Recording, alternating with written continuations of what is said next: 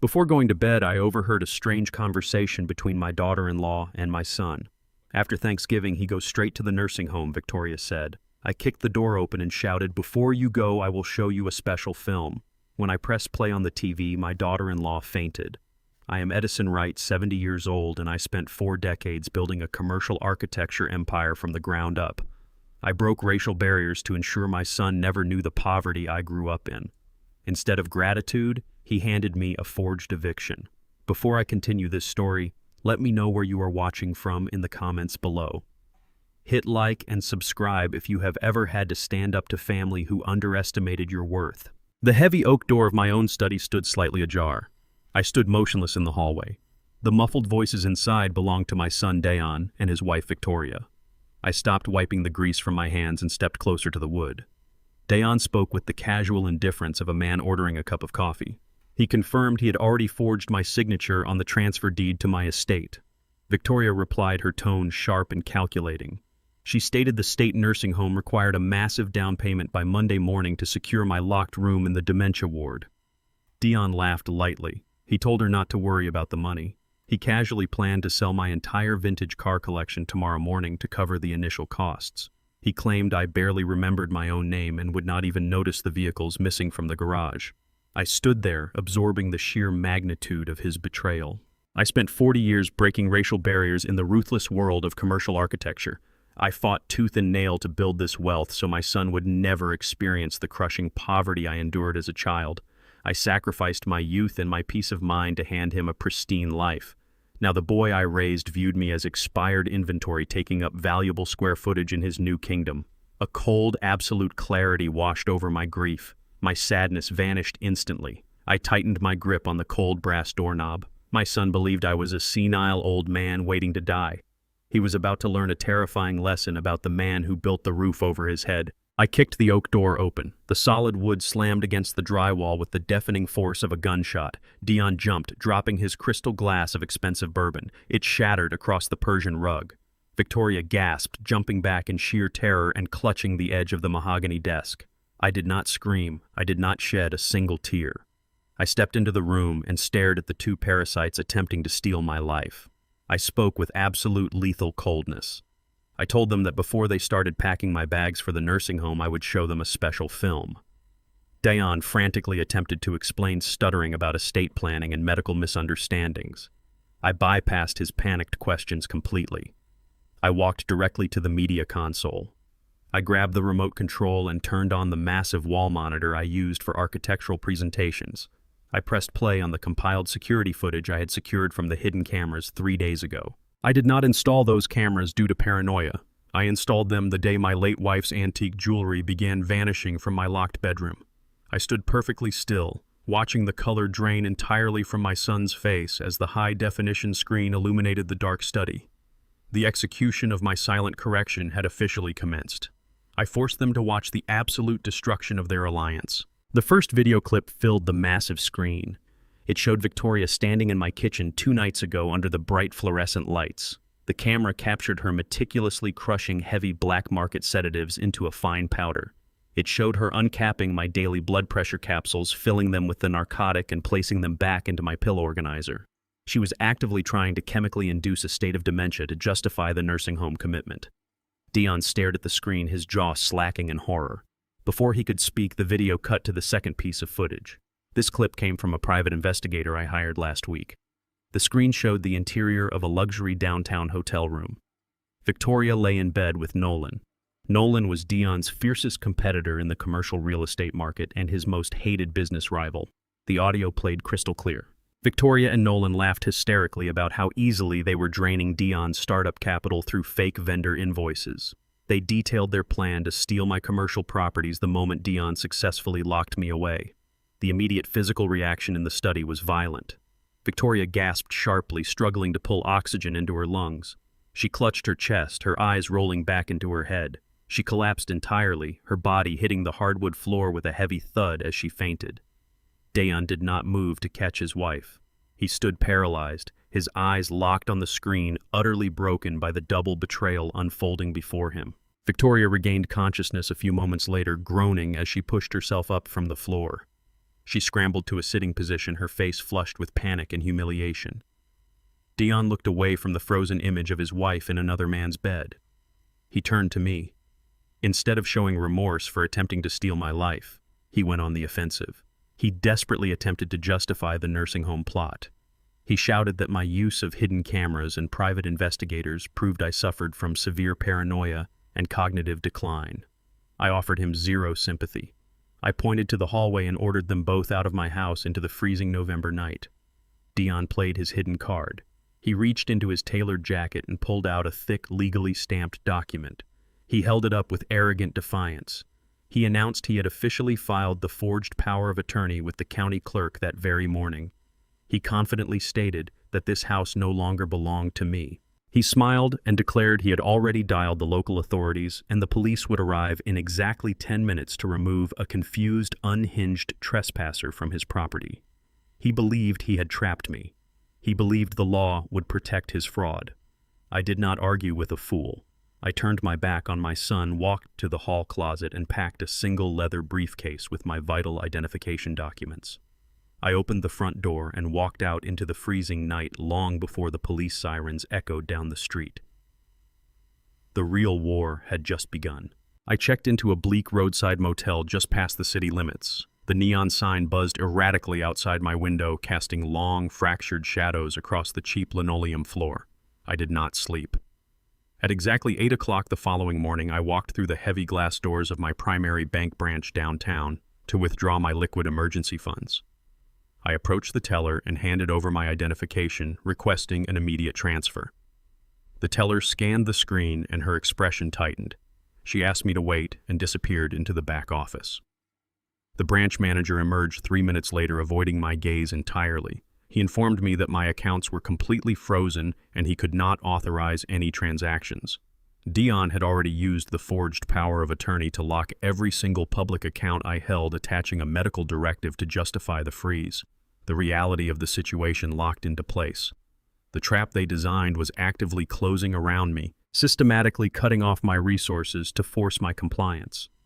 The manager offered a condescending apology, suggesting I contact my appointed guardian to discuss my financial needs. I did not argue. I did not raise my voice or demand access. Arguing with a pawn would only alert the king.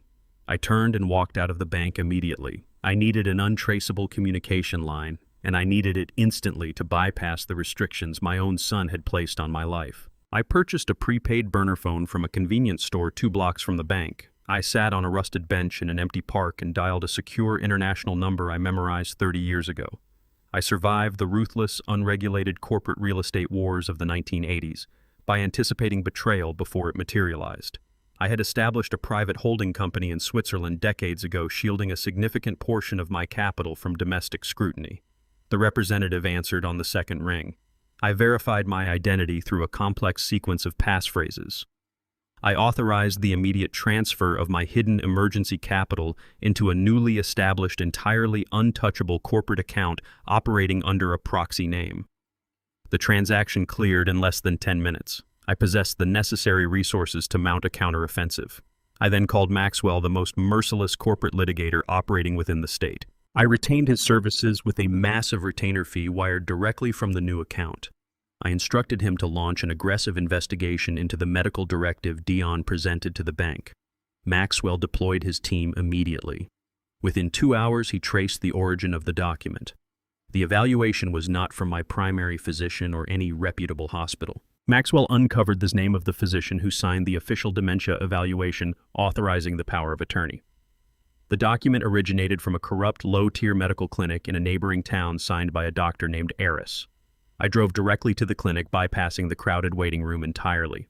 I ignored the receptionist shouting at me to stop and walked straight down the hallway. I found the door bearing Dr. Eris's name and kicked it open. The heavy wood slammed against the wall. The doctor jumped, dropping his pen in surprise. I did not introduce myself. I did not offer any pleasantries or plead for an explanation. I slammed a thick manila folder directly onto his cluttered desk. The dossier contained absolute, irrefutable proof of his clinic's extensive tax evasion, fraudulent billing, and illegal prescription distribution practices. Maxwell's private investigators had compiled the damning evidence over the last 12 hours. I stood silently watching Dr. Eris open the folder. The color drained completely from his face as he reviewed the documents that detailed his impending federal prison sentence. He looked up at me, his arrogance entirely replaced by sheer terror. The doctor frantically reached for his phone, attempting to call security. I placed my hand firmly over the receiver and disconnected the line. I promised him that if security arrived, the dossier would be transmitted simultaneously to the state medical board and federal authorities before they could even escort me from the building. He stared at the documents, his hands trembling violently. He broke completely under the pressure. He confessed that Victoria had visited his clinic 4 days prior. She paid him $10,000 in unmarked cash to fabricate the severe Alzheimer's diagnosis without ever conducting a physical examination or reviewing my actual medical history. He admitted he signed the evaluation simply to cover his own mounting debts. I pulled a blank sheet of paper and a pen from his desk. I forced him to write a detailed, explicit confession outlining Victoria's exact payment and his fraudulent actions. I demanded he sign it and stamp it with his official medical seal, creating a sworn, legally binding affidavit. He complied, his signature shaking across the page. I secured the document in my leather briefcase. I now possessed the exact weapon required to completely obliterate the fraudulent power of attorney. Maxwell transformed his private conference room into a heavily secured war room. We spent the night executing a ruthless forensic audit of Dion's corporate footprint. The decrypted spreadsheets revealed a masterclass in catastrophic failure. Dion's highly publicized tech startup was a hollow, decaying shell. He had burned through his initial venture capital in less than 6 months. To maintain his fabricated facade of wealth, he secured $250,000 from a dangerous syndicate of shadow lenders. These were not regulated banking institutions. They were violent men who demanded immediate repayment paired with crushing interest rates. The imminent threat of physical violence drove my son to expedite my demise. Maxwell uncovered the precise mechanism of Dion's survival strategy. Dion leveraged the fraudulent medical power of attorney to list my flagship commercial property, a downtown high-rise I acquired during the market crash of '89. He fast-tracked the transaction to close this upcoming Friday. He intentionally priced the building at a fraction of its actual market value to guarantee a rapid, unquestioned sale. I demanded to see the purchasing entity. Maxwell slid the pending acquisition contract across the polished mahogany table. I read the signature line. The buyer was Nolan's premier development firm. The revelation locked the entire conspiracy into perfect focus. Nolan was not just Dion's most aggressive competitor in the commercial sector. Nolan was the man wrapped in the hotel sheets with Victoria. The nursing home plot was not born from Dion's desperation alone. His wife and his rival had engineered the perfect corporate theft, using my son's financial terror as the absolute catalyst. They intended to strip my legacy bare using my own blood to unlock the vault. I instructed Maxwell to let the Friday closing proceed without interruption.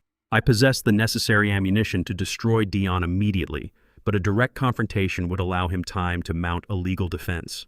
I chose a far more surgical strike. I weaponized the hotel surveillance video and the newly extracted financial records. I compiled a singular, devastating physical ledger. The crisp pages contained cross-referenced bank statements detailing every illicit wire transfer Victoria initiated over the past year. She had systematically siphoned operational capital from Dion's failing startup, filtering the cash through a complex maze of dummy accounts. The destination of every stolen dollar was meticulous and perfectly clear. She used Dion's remaining capital to finance her luxury hotel suites and purchase lavish gifts for Nolan. I did not send the ledger digitally, knowing Dion might delete an email without reading it. I hired a private courier, instructing him to deliver the sealed black envelope directly to Dion's personal assistant. I timed the execution perfectly.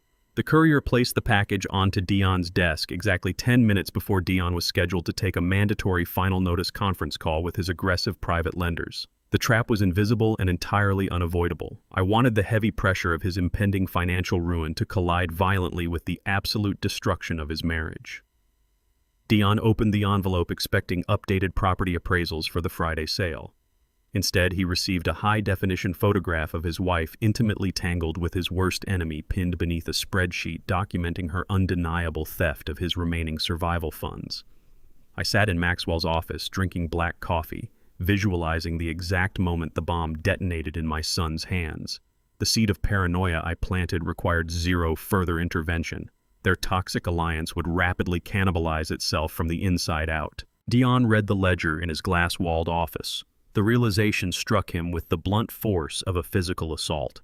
The paper trail was absolute. Victoria had not merely betrayed his bed, she had engineered his financial strangulation to enrich his fiercest competitor. Dion abandoned his pending call with the furious loan sharks. He bolted from his office building, ignoring his shouting assistant, and drove frantically across the city to his luxury apartment. He threw the front door open to find Victoria calmly packing a designer suitcase for a weekend getaway. Dion hurled the black envelope onto the marble kitchen island. The photographs and financial spreadsheets spilled out across the pristine surface. The criminal alliance between the two conspirators fractured instantaneously. Confronted with undeniable proof of her infidelity and embezzlement, Victoria completely dropped her sweet, dutiful facade. Her expression hardened into a mask of pure, unadulterated contempt. She did not attempt to apologize or beg for his understanding. Instead, she laughed. She openly mocked Dion's catastrophic business failures, ridiculing his utter inability to maintain his company or satisfy her lifestyle expectations. She informed him that Nolan possessed the genuine wealth and ruthless power Dion could only pretend to hold. Dion screamed, his entitlement shattering against her cold reality.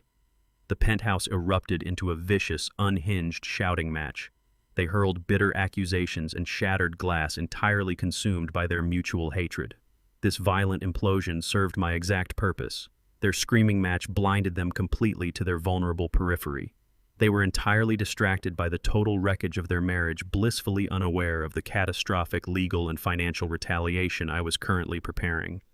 I turned their greed against them, letting their mutual destruction serve as the perfect smokescreen for my incoming strike. Amidst the shouting and shattered porcelain, the absolute gravity of the situation finally settled over Dion. He realized he was entirely trapped within a labyrinth of his own making. Victoria and Nolan had orchestrated the entire nursing home commitment plot from the very beginning. They manipulated Dion into forging the medical documents and listing the commercial building for a fraction of its true value. Nolan intended to steal my real estate empire for pennies, using Victoria to puppet my desperate son.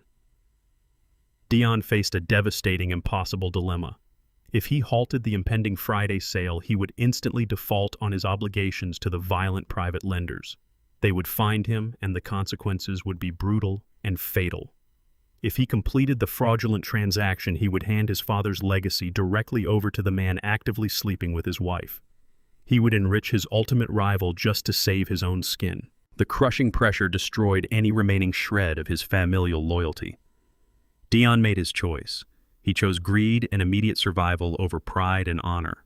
He decided to swallow the profound humiliation of Victoria's betrayal. He would proceed with the fraudulent property closing on Friday morning, sign the forged transfer documents, and secure the massive wire payment from Nolan.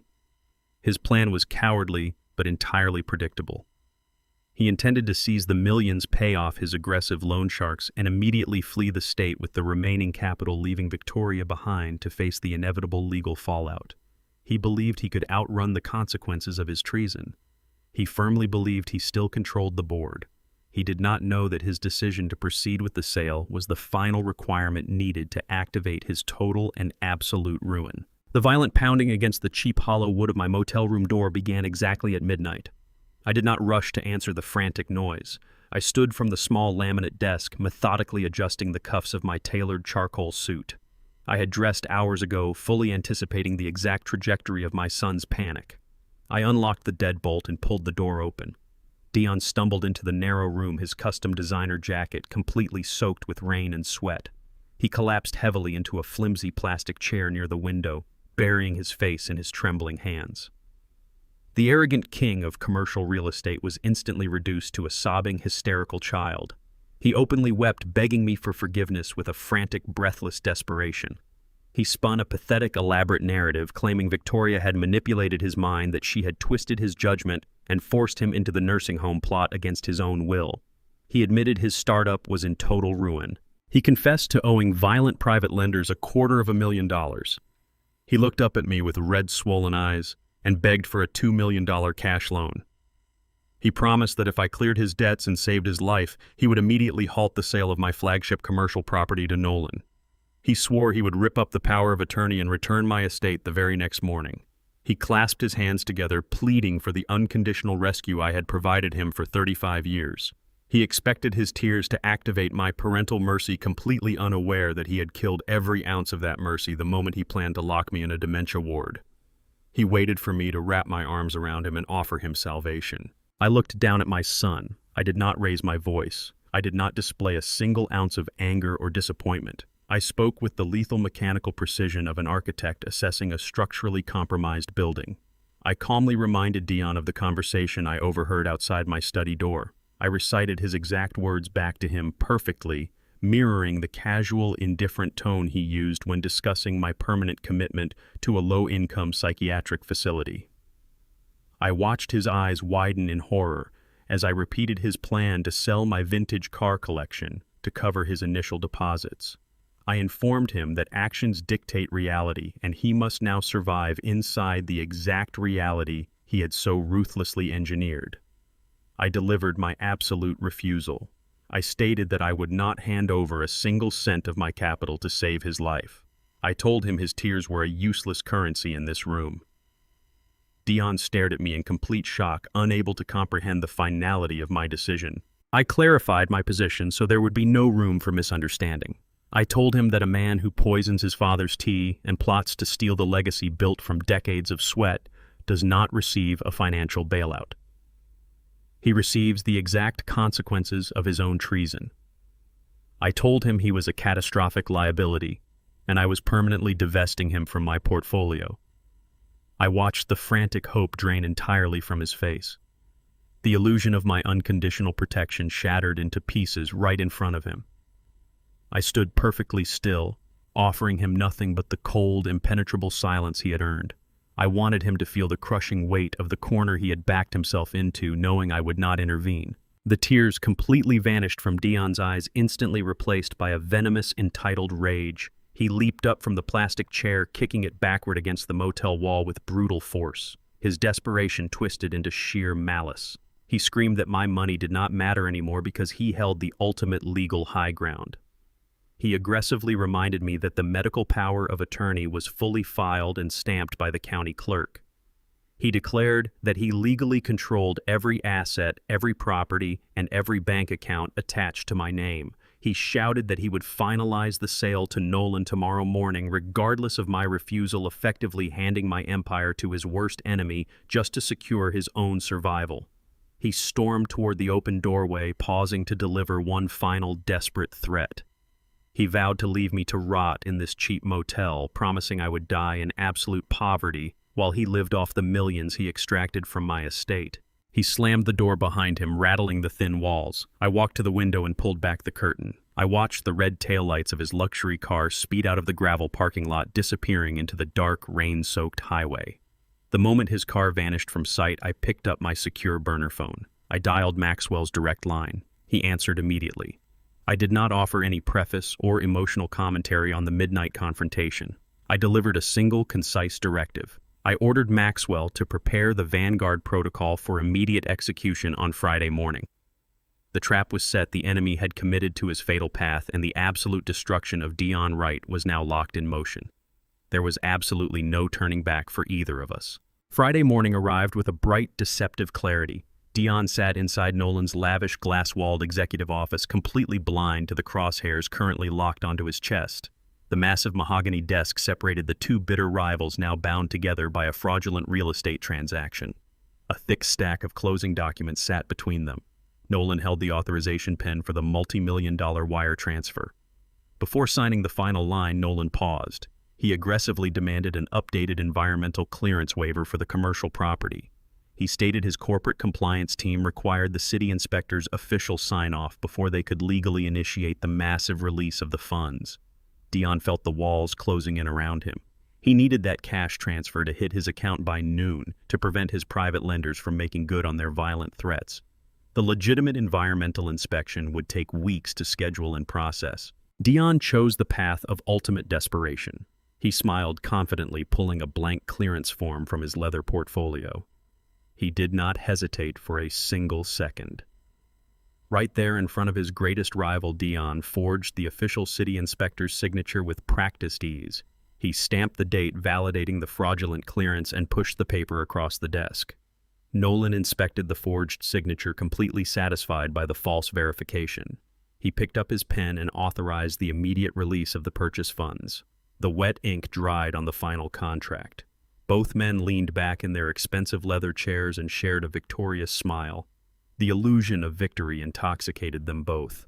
Nolan believed he had successfully stolen my flagship property for a fraction of its true worth. Dion believed he had secured his financial salvation and completely outsmarted his father.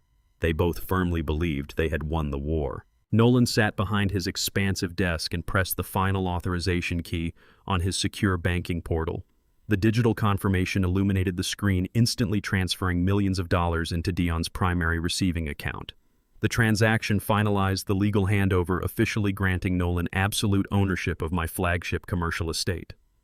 Dion exhaled a heavy breath, believing he had successfully navigated the impossible maze he constructed.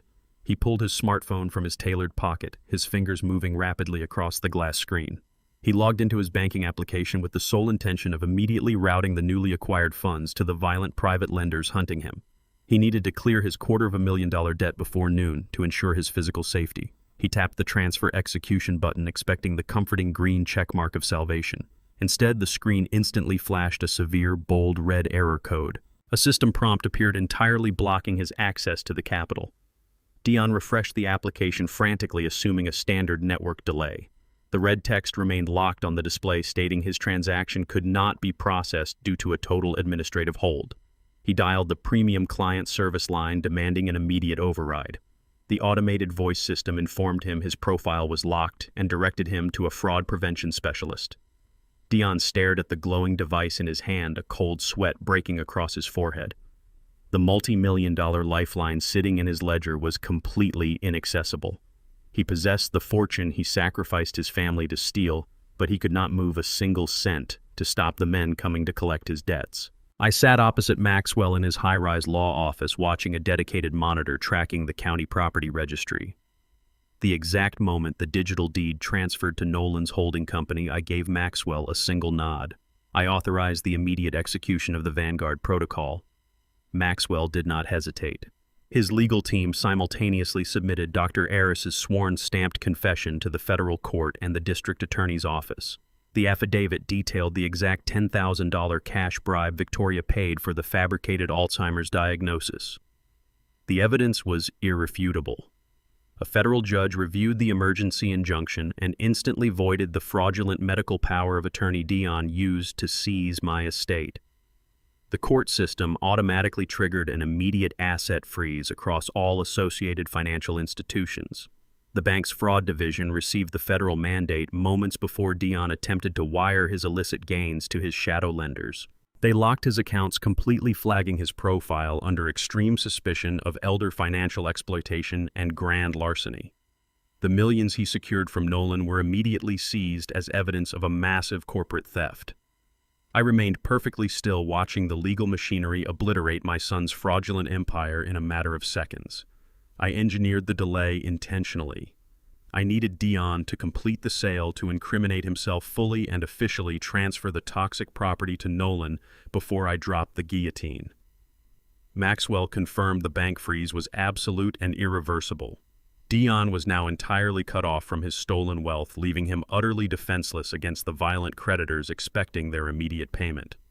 The trap I meticulously constructed over the past 72 hours had finally snapped shut, breaking my son's financial legs completely. Total panic seized Dion the moment the bank representative confirmed the federal asset freeze. He sprinted out of Nolan's corporate lobby, abandoning his portfolio and rushing to his vehicle.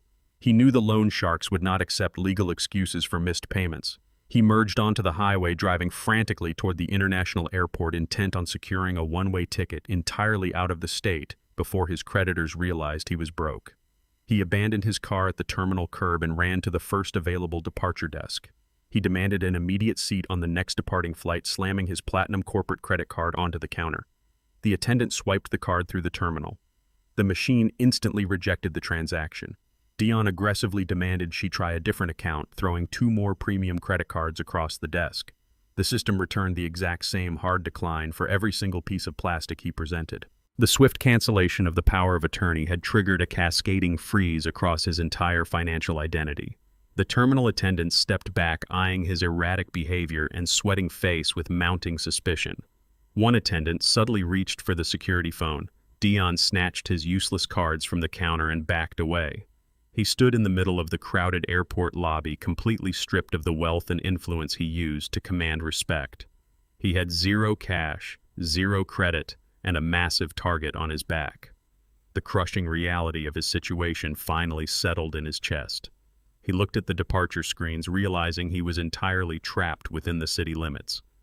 He finally understood that I had anticipated his every move, outplaying his crude betrayal with a flawless, lethal strategy. With Dion effectively neutralized and trapped within the city, I initiated the second phase of my retaliation. I used a secure connection to place an anonymous, highly detailed call directly to the regional director of the Environmental Protection Agency. I disclosed a devastating, closely guarded secret regarding the commercial property Nolan had just purchased. The building sat on a massive pocket of highly toxic industrial soil, a remnant of a chemical plant that operated on the site a century ago. I had managed this environmental hazard legally and safely for decades through rigorous, expensive containment upkeep and specialized foundation engineering. It required precise, specialized oversight to remain compliant with federal law. Because Dion hastily forged the new environmental clearance waivers to secure the quick cash sale, he bypassed every mandatory disclosure protocol. Nolan blindly accepted the forged documents, officially absorbing the property without conducting his own independent ecological audit. I provided the EPA director with the exact coordinates of the toxic deposit and the proof of the fraudulent waiver submission. Federal law dictated that the current property owner bore absolute responsibility for immediate environmental remediation. Nolan was now legally bound to execute a mandatory $10 million federal soil cleanup. The lucrative commercial estate he stole from my portfolio instantly transformed into a catastrophic financial liability. He thought he acquired a premium downtown asset to elevate his corporate standing. Instead, he purchased a bottomless financial sinkhole that would completely consume his development firm. I disconnected the call and placed the burner phone on Maxwell's desk. I had successfully turned Nolan's adulterous greed into the exact instrument of his absolute corporate destruction. Less than an hour after the wire transfer cleared, a fleet of federal vehicles swarmed the downtown commercial property. Armed inspectors from the Environmental Protection Agency bypassed the site managers and locked down the entire perimeter, declaring it a severe biohazard zone. Nolan sat in his lavish office pouring a celebratory glass of scotch when his chief legal counsel burst through the double doors. The lawyer slammed a stack of emergency federal citations onto the mahogany desk. The EPA had uncovered the buried chemical deposit. Nolan immediately pointed to the environmental clearance waiver Dion had provided that very morning, claiming absolute immunity. The lawyer inspected the document under a magnifying glass and delivered the fatal blow. The city inspector's signature was a crude, verifiable forgery. Because Nolan authorized the purchase and accepted a fraudulent liability waiver without demanding an independent ecological audit, the federal government placed the absolute burden of the $10 million toxic cleanup directly onto his firm. Nolan watched his empire dissolve in real time as the news leaked instantly to the financial press. Financial networks broadcasted the catastrophic environmental liability within minutes. Shareholders panicked en masse. Nolan's company's stock plummeted into an absolute freefall, erasing hundreds of millions of dollars in market valuation in less than 3 hours. The firm was functionally bankrupt before the lunch hour ended. Nolan grabbed his secure desk phone to initiate an emergency corporate restructuring protocol. The line was completely dead. His mobile screen locked out of the company's servers. The board of directors had convened an emergency remote vote and instantly stripped him of his executive authority. He was officially terminated for catastrophic negligence. Nolan stood alone in his office, completely severed from his company, drowning in a federal liability he could never possibly repay. The fallout accelerated with brutal efficiency. Before Nolan could even leave the building to consult a private defense attorney, the heavy glass doors of his executive suite shattered inward. A dozen federal agents stormed the office, executing a high-level search warrant. They immediately began seizing hard drives, physical ledgers, and encrypted communication devices. Nolan realized he was facing federal prison for criminal negligence and environmental fraud. The sheer terror of incarceration obliterated any remaining loyalty he held for his accomplices. In a desperate, pathetic attempt to secure an immunity deal, Nolan instantly offered up his co-conspirators. He unlocked his private floor safe and handed the lead federal agent a stack of encrypted thumb drives. He threw Victoria entirely under the bus to save himself. He explicitly detailed how Victoria engineered the massive embezzlement campaign from Dion's failing startup. He provided the exact routing numbers and dummy accounts she used to funnel the stolen operational capital directly into his personal holdings. Nolan did not stop there. He confessed that Victoria had orchestrated the entire fraudulent real estate transaction from the very beginning. He stated she manipulated her desperate husband into forging the medical documents to steal the commercial building, using Nolan as the willing buyer to launder the stolen asset. He admitted he knew the property was obtained through severe elder abuse, but claimed Victoria masterminded the entire operation. The federal agents processed the explosive evidence on the spot. The digital ledgers perfectly corroborated Nolan's frantic confession. The lead agent immediately contacted the district attorney, securing ironclad expedited arrest warrants for Victoria and Dion, based entirely on Nolan's swift and cowardly betrayal. The federal operation instantly shifted from an environmental crackdown to a massive, coordinated criminal sweep across the city. Multiple police cruisers converged on the luxury downtown apartment building where Dion and Victoria resided. The wailing sirens cut through the quiet afternoon. Victoria stood in the center of the ruined penthouse, still surrounded by the shattered glass and financial ledgers from her explosive argument with Dion. She heard the sirens approaching and rushed to the floor-to-ceiling windows. She looked down at the street and saw the flashing red and blue lights reflecting off the building's glass facade. Pure survival instinct took over. She knew the fraud had been completely exposed.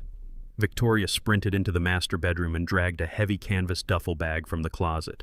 She frantically emptied her jewelry boxes into the bag, securing hundreds of thousands of dollars in designer diamonds and solid gold necklaces. She then rushed to Dion's private safe, grabbing the antique gold pocket watches Dion had brazenly stolen from my estate. She zipped the bag shut, abandoning her husband entirely. She bypassed the main elevators, knowing the lobby would be swarming with law enforcement. She slipped into the narrow concrete stairwell and sprinted toward the discreet service elevator used exclusively by the building staff. She hit the basement button, planning to access the underground parking garage and steal a neighbor's vehicle to flee the jurisdiction. The heavy metal doors closed, carrying her downward toward her supposed freedom. The elevator halted violently in the basement. The digital bell chimed. The metal doors slid open. Victoria stepped forward and immediately slammed into a wall of tactical body armor. 3 armed police officers stood waiting in the dimly lit basement corridor. Before she could scream or retreat, the officers grabbed her arms, slammed her aggressively against the cold concrete wall, and locked heavy steel handcuffs tightly around her wrists. Simultaneously, a separate tactical unit breached the penthouse doors with a heavy steel battering ram. The heavy wood splintered inward, allowing 6 officers to flood the luxurious living room. Dion did not try to run. He was sitting paralyzed on the pristine white rug, staring blankly at his smartphone. The banking application still displayed the flashing red error code that signaled his total financial obliteration. The lead officer kicked the phone out of his hand and hauled him roughly to his feet. The officer read the official charges aloud, arresting Dion for elder financial abuse, systemic wire fraud, and grand larceny. Dion's wrists were wrenched behind his back and bound in steel handcuffs. He offered zero physical resistance, his spirit entirely broken by the sheer speed of his downfall. The officers marched him out of the ruined apartment and shoved him into the public elevator. The doors opened onto the expansive marble-floored lobby. The building's wealthy residents had gathered in the communal areas, drawn by the massive police presence. The affluent neighbors stood in absolute judgmental silence as the arrogant, entitled couple was paraded through the pristine lobby. Victoria was dragged up from the basement, her designer dress torn and her makeup smeared across her face. Dion walked with his head lowered, absorbing the profound, inescapable public humiliation. He scanned the crowd of onlookers frantically, his eyes darting across the lobby. He was desperately searching for my face, looking for the father who had shielded him from every single consequence his entire life. He expected me to step forward and halt the arrest. He looked for any sign of his father's presence. I was nowhere to be seen. I had already moved on to the next phase of the correction. Dion sat on the freezing steel bench of the county jail holding cell. The The stark contrast between the damp concrete walls and the marble floors of his penthouse shattered his remaining arrogance. The metallic clack of the heavy cell doors echoing down the corridor entirely broke his spirit. A guard handed him a standard wall-mounted receiver for his single permitted phone call. Dion's hands trembled violently as he punched in the familiar digits of my private number. I answered on the second ring. Dion immediately launched into a hysterical, breathless monologue. He wept openly through the line, his voice cracking as he begged me to pay his massive bail. He spun a pathetic, elaborate narrative of victimization. He claimed Victoria had manipulated his mind, twisted his business judgment, and pushed him into the horrific nursing home plot entirely against his will. He swore he was just blinded by insurmountable financial stress and the terrifying threats of his private lenders. He leaned heavily on the lifelong pattern of unconditional rescue I had provided him since childhood. He firmly believed his tears would activate a deep biological reserve of parental mercy. He expected me to summon Maxwell, write a blank check to the court, and make this nightmare vanish just as I had fixed every other mistake he ever made. I listened to his frantic, pathetic pleading without interrupting a single syllable. When he finally ran out of breath, I delivered a precise, measured response. I told him I would arrive at the county detention center in exactly 1 hour. Dion exhaled a massive, shuddering breath of profound relief, utterly convinced his salvation was already in transit. He thanked me profusely, wiping the sweat and tears from his face, completely blind to the reality that my arrival was not a rescue mission, but a final execution of justice. Exactly 60 minutes later, I walked through the heavy security doors of the county detention center. I bypassed the chaotic waiting room and utilized my legal credentials to secure a private visitation booth. I sat down in the sterile, fluorescent-lit room facing the thick, smudge-covered plexiglass divider. A heavy metal door swung open on the opposite side of the partition. 2 armed guards escorted Dion into the booth. The physical degradation of my son was absolute. The man who had strutted through commercial real estate lobbies in custom-tailored Italian silk was now swimming in a rigid, aggressively bright orange jumpsuit. The synthetic fabric hung awkwardly off his frame, entirely stripping him of his fabricated corporate armor. He lunged toward the counter and snatched the heavy black receiver from its cradle, pressing it desperately to his ear. He managed a weak, exhausted smile. He immediately began thanking me for coming so quickly, expressing profound gratitude for my willingness to post the massive bail set by the federal magistrate. He assumed my presence signaled a return to the comfortable status quo. I did not return his smile. I remained entirely motionless in my chair, projecting a completely impenetrable facade. I picked up my receiver and spoke with a voice as hard and unforgiving as poured concrete. I immediately halted his rambling expressions of gratitude. I explicitly informed Dion that I had not brought my checkbook, nor had I contacted a bail bondsman to secure his release. I reached into the breast pocket of my suit and pressed a folded document against the reinforced glass. I told him I had only brought a finalized, legally binding disownment decree. I wanted him to see the physical paperwork that officially and permanently severed his claim to my estate, my legacy, and my name, locking him entirely out of my life. Dion's weak smile evaporated instantly, replaced by a mask of sheer confusion. I did not give him a moment to process the shock. I systematically and ruthlessly dismantled his entire illusion of self-made success. I listed the Ivy League tuitions paid in full, the silent capital injections that kept his failing startup afloat, the massive debts quietly settled, and the countless professional mistakes I had personally swept under the rug over the span of 30 years. I shredded the false narrative that he was a brilliant businessman, forcing him to acknowledge that he was merely a parasite feeding on the empire I built with my own hands. I then brought the conversation directly back to the catalyst of his destruction. I quoted his exact words from the hidden audio recording. I reminded him of the precise, casual tone he used when he discussed dropping me into a low-income dementia ward just so he could liquidate my vintage car collection to cover his illicit tracks. I detailed the profound sickness of watching my own son calculate my expiration date. I set the absolute final boundary of our existence. I stated clearly that a man who knowingly allows his adulterous wife to crush heavy sedatives into his father's evening tea does not receive the protection of a premium corporate defense attorney. I informed him that his actions had entirely voided his privilege. He would not get a miracle legal team. He would face the federal prosecutors with a severely overworked, entirely underfunded public defender. He would fight the weight of the federal government completely alone. I made it undeniably clear that the fortress I had built to protect him was now the very structure actively sealing him inside a concrete cell for the next 15 years. The absolute reality of his abandonment finally shattered Dion's remaining sanity. The rejection fractured his mind, twisting his panic into a violent, entitled rage. He screamed directly into the receiver, the audio peaking and cracking sharply against my ear. He slammed his balled fists against the reinforced plexiglass divider, rattling the heavy metal frame separating us. He accused me of being a heartless monster, a terrible father who cared more about commercial buildings and bank accounts than his own flesh and blood. He hurled bitter, venomous insults, desperate to inflict any kind of emotional damage to offset his own catastrophic ruin. I did not flinch at the physical outburst. I did not raise my voice to match his hysteria. I stood up slowly from the plastic chair, methodically adjusting the pristine cuffs of my tailored suit jacket. I looked down at the screaming, broken man thrashing against the glass. I delivered my final architectural lesson. I informed Dion that maintaining true structural integrity often requires brutal, unforgiving decisions. It requires the absolute courage to take a blade and cleanly cut off a deeply infected limb before the rot has the chance to spread and kill the entire body. I placed the black receiver gently back onto its metal cradle, cutting off his frantic screaming mid-sentence. I turned my back on the visitation booth and walked steadily down the long, fluorescent-lit corridor. I did not look back over my shoulder. I walked out of the county detention center, leaving my son trapped behind the soundproof glass, screaming into an absolute permanent silence. The toxic bond that had drained my energy and threatened my life was completely and irreversibly severed. I stepped out into the crisp afternoon air, drawing a deep breath of absolute freedom, ready to rebuild my empire without the poison of his existence. I drove back to my sprawling estate through the fading afternoon light, leaving the county detention center and the pathetic echoes of my son's screaming far behind me.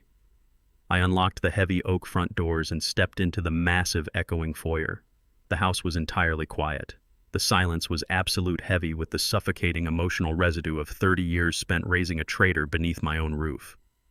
I walked slowly through the pristine corridors, feeling the phantom weight of a lifetime of fabricated memories. Every photograph, every expensive piece of decor Dion had selected stood as a mocking testament to his lifelong deception. I felt a brief, dangerous flicker of profound grief threatening to rise in my chest, a mournful ache for the son I thought I had known. I immediately crushed that emotion, refusing to dwell on the morning of an illusion. I channeled that dark energy entirely into cold, calculated action. The time for parental sentiment had officially expired. I picked up my phone and contacted the most aggressive, efficient professional moving crew in the city, demanding an immediate same-day deployment. When the heavily tattooed foreman arrived with his team of laborers, I did not offer them a polite greeting. I marched them directly into the residential wing Dion and Victoria had occupied. I issued a single, uncompromising directive. I ordered the crew to pack every single item belonging to my son and his adulterous wife. I explicitly instructed the foreman to disregard any standard care protocols. They were to shove the designer wardrobes, the imported shoes, and the priceless personal artifacts into the cheapest, thinnest, unmarked cardboard boxes available. I wanted the physical manifestation of their parasitic existence completely eradicated from my sanctuary before the sun went down. The moving crew executed my orders with ruthless mechanical efficiency. I stood in the hallway with my arms crossed, supervising the systematic dismantling of my son's opulent lifestyle. The laborers callously stripped the walk-in closets, ripping custom Italian suits and imported silk dresses off their velvet hangers and stuffing them into flimsy, generic cardboard crates. They dismantled the high-end electronics, ripped the massive flat-screen monitors from the customized walls, and dragged out the absurdly expensive luxury furniture Dion had purchased using my siphoned capital. The stark visual contrast between their stolen high-fashion existence and the pathetic unmarked boxes piling up in the driveway perfectly mirrored the reality of their hollow lives. Once the residential wing was entirely stripped bare, the crew loaded the chaotic mountain of cardboard into the back of their rusted freight trucks. I directed the foreman to transport the entire load to a dilapidated, un-air-conditioned storage unit situated on the decaying industrial edge of the city. I did not arrange for a premium climate-controlled facility. I signed a harsh, inflexible lease agreement paying for exactly 1 month of rent in advance. I instructed the facility manager that if the rental fee was not renewed by the 30th day, The unit was to be immediately seized, and every single belonging inside was to be auctioned off to the highest bidder without exception. Dion and Victoria would be fighting federal charges and fighting each other. They would never make the payment. As the exhaust fumes of the moving trucks faded down the long driveway, I turned back toward my estate. The oppressive, toxic weight that had suffocated these halls was entirely gone. I breathed the clean, silent air, fully reclaiming my physical space and my absolute sovereignty over my own home. With the residential wing completely purged, I directed my focus toward Dion's former home office. I hired an independent crew of specialized demolition contractors to physically tear the room apart. I wanted the custom mahogany shelving, the imported leather wall panels, and the heavy built-in desk destroyed and removed to the studs. I needed every trace of his corrupt business operations completely obliterated from my property. As the workers aggressively ripped down the heavy wooden bookcases lining the far wall, their crowbars struck something solid and metallic. The foreman called me into the dust-filled room, pointing his flashlight at a heavy concealed wall safe expertly hidden behind a false architectural panel. I stared at the dark steel door, calculating the depths of my son's deceit. I immediately dismissed the demolition crew, ordering them off the property for the remainder of the day. Once I was entirely alone, I contacted a veteran, bonded locksmith who specialized in high-security vault extraction. He arrived within the hour carrying heavy-duty diamond-tipped drills and specialized diagnostic equipment. He worked in absolute silence, methodically piercing the hardened steel core of the locking mechanism. I stood perfectly still, watching the metal shavings fall to the floor, anticipating the final revelation. I fully expected to uncover stacks of stolen cash, forged property deeds, or offshore banking ledgers detailing his embezzlement network. The heavy internal tumblers finally gave way with a loud metallic crack. The locksmith packed his tools and exited the room, leaving me alone to examine the contents. I reached forward and pulled the heavy steel door wide open. What I discovered, sitting in the dark, velvet-lined interior of the vault, did not document financial fraud. It revealed something infinitely more sinister, instantly destroying any final lingering fragment of my parental empathy. I reached into the dark vault and pulled out a small, familiar velvet box alongside a heavy mahogany display case. I flipped the velvet lid open. Resting perfectly in the center was my late wife's magnificent custom-cut diamond wedding ring. I then unlatched the heavy wooden case, revealing my collection of antique solid gold pocket watches. These were the exact priceless heirlooms I had reported missing over a year ago, items I genuinely believed had been lost to a random, unfortunate burglary. Dion had not fenced these irreplaceable treasures to pay off his massive, suffocating debts to the violent shadow lenders. He had not sold them to salvage his crumbling tech startup or to finance Victoria's endless luxury vacations. He had deliberately stolen them and kept them locked inside the very walls of my own house. They were not liquid assets to him. They were sick psychological trophies of his absolute dominance over his father. He sat in his opulent office, mere feet from where I slept, actively enjoying the perverse thrill of stealing from the man who had given him everything. He relished the secret knowledge of his own treachery, feeding his monstrous ego with the artifacts of my grief. Staring at the stolen diamonds and gold resting in my hands, a profound, chilling clarity washed over my entire being. The final microscopic shred of paternal guilt I harbored for orchestrating his complete destruction vanished into nothingness. Any lingering doubt regarding the severity of my retaliation evaporated entirely. Dion was not a desperate man who made a terrible mistake under financial duress. He was a malicious, unrepentant predator who fed on my vulnerability. My resolve instantly calcified, turning into an absolute unbreakable steel that nothing on this earth could ever shatter. The wheels of the federal justice system ground forward with absolute mechanical precision. The district attorney constructed an ironclad, inescapable case against both my son and his wife. The sheer volume of digitized ledgers, recorded confessions, and seized environmental documents left no room for legal maneuvering. Within the bleak, fluorescent-lit walls of the pre-trial deposition rooms, the toxic parasitic alliance between Dion and Victoria finally shattered completely. Faced with the reality of a 20-year federal prison sentence, Victoria turned into a cornered animal. She viciously turned against her husband, delivering sworn testimony that Dion had physically forced her to crush the heavy sedatives into my evening tea. She painted a pathetic portrait of a battered wife coerced into corporate espionage. Dion immediately retaliated with equal venom. He provided his defense attorney with printed emails proving Victoria had unilaterally engineered the real estate fraud and personally forged the municipal signatures to expedite the sale to Nolan. They clawed at each other like drowning rats, desperately attempting to trade the other's freedom for a favorable plea agreement. They both fundamentally misunderstood the gravity of the federal mandate against them. The lead prosecutor sat across the polished deposition table and flatly refused every single deal they proposed. The state possessed Nolan's comprehensive testimony, the confiscated offshore ledgers, and the physical security footage of Victoria attempting to flee with stolen heirlooms. The district attorney informed their panicked defense lawyers that there would be no leniency, no reduced sentences, and no negotiated settlements. They were going to face the full, unmitigated wrath of a federal jury, and they were going to do it while actively trying to tear each other's throats out. Maxwell requested my presence in his high-rise law office a week before the trial commenced. He spread thick binders of witness testimonies and evidentiary exhibits across his expansive glass desk. He wanted to meticulously prepare me for the psychological theater of the courtroom. Maxwell, ever the pragmatist, attempted to coach my physical demeanor and vocal inflection. He strongly advised me to embrace the optics of a frail, wounded, and betrayed elderly patriarch. He suggested I lower my voice, let my hands shake slightly on the witness stand, and allow the jury to witness the profound emotional devastation caused by my only son. He wanted tears, believing that profound parental grief was the ultimate catalyst for a swift, merciless guilty verdict. I sat perfectly upright in the leather chair and flatly refused his theatrical coaching. I informed Maxwell that I would not play the role of a pathetic victim for the benefit of 12 strangers in a jury box. I had not survived a coordinated assassination attempt and a multi-million-dollar corporate hijacking to diminish myself on a public stage. I intended to deliver my testimony exactly as I had lived it, with sharp, cold, and entirely undisputed truth. I instructed Maxwell that we would rely exclusively on the immutable facts, the verified timelines, and the concrete financial ledgers. I would not manufacture tears for a son who calculated my expiration date and stole my dead wife's diamonds.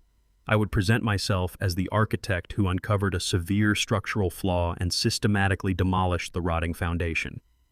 Maxwell recognized the absolute steel in my voice. He closed the heavy binder, nodded once in quiet agreement, and abandoned the psychological rehearsal. I spent the final evening before the trial isolated inside my quiet, massive estate, preparing my mind with the absolute precision of a military general mapping out a final siege. I completely bypassed any emotional reflection and focused entirely on the clinical data. I secured the complete toxicology reports from the district attorney and spent hours analyzing the exact chemical breakdown of the heavy sedatives Victoria had actively slipped into my system. I meticulously memorized the pharmacological interaction between those illicit narcotics and my prescribed daily blood pressure medication. I wanted to be able to recite the precise physiological effects under cross-examination without checking a single reference note. I then turned my attention to the financial architecture of Dion's catastrophic real estate fraud. I memorized the exact routing numbers, the timestamps of the wire transfers, and the dates he forged the environmental waivers. I built an impenetrable mental fortress of undeniable facts, ensuring there was absolutely no angle, no minor discrepancy, and no shadow of a doubt that the defense attorney could possibly exploit to discredit my mental competence. Dion's lawyers would inevitably attempt to revive the fabricated narrative of my dementia.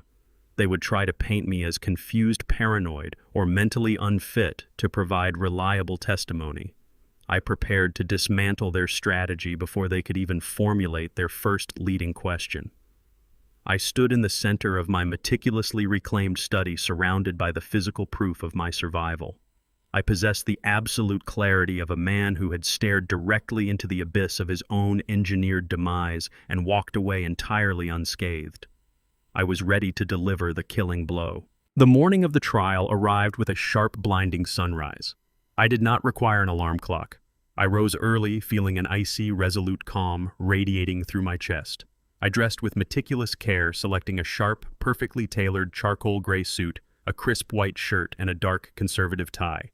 I wanted my physical presentation to immediately communicate absolute authority and unshakable mental clarity.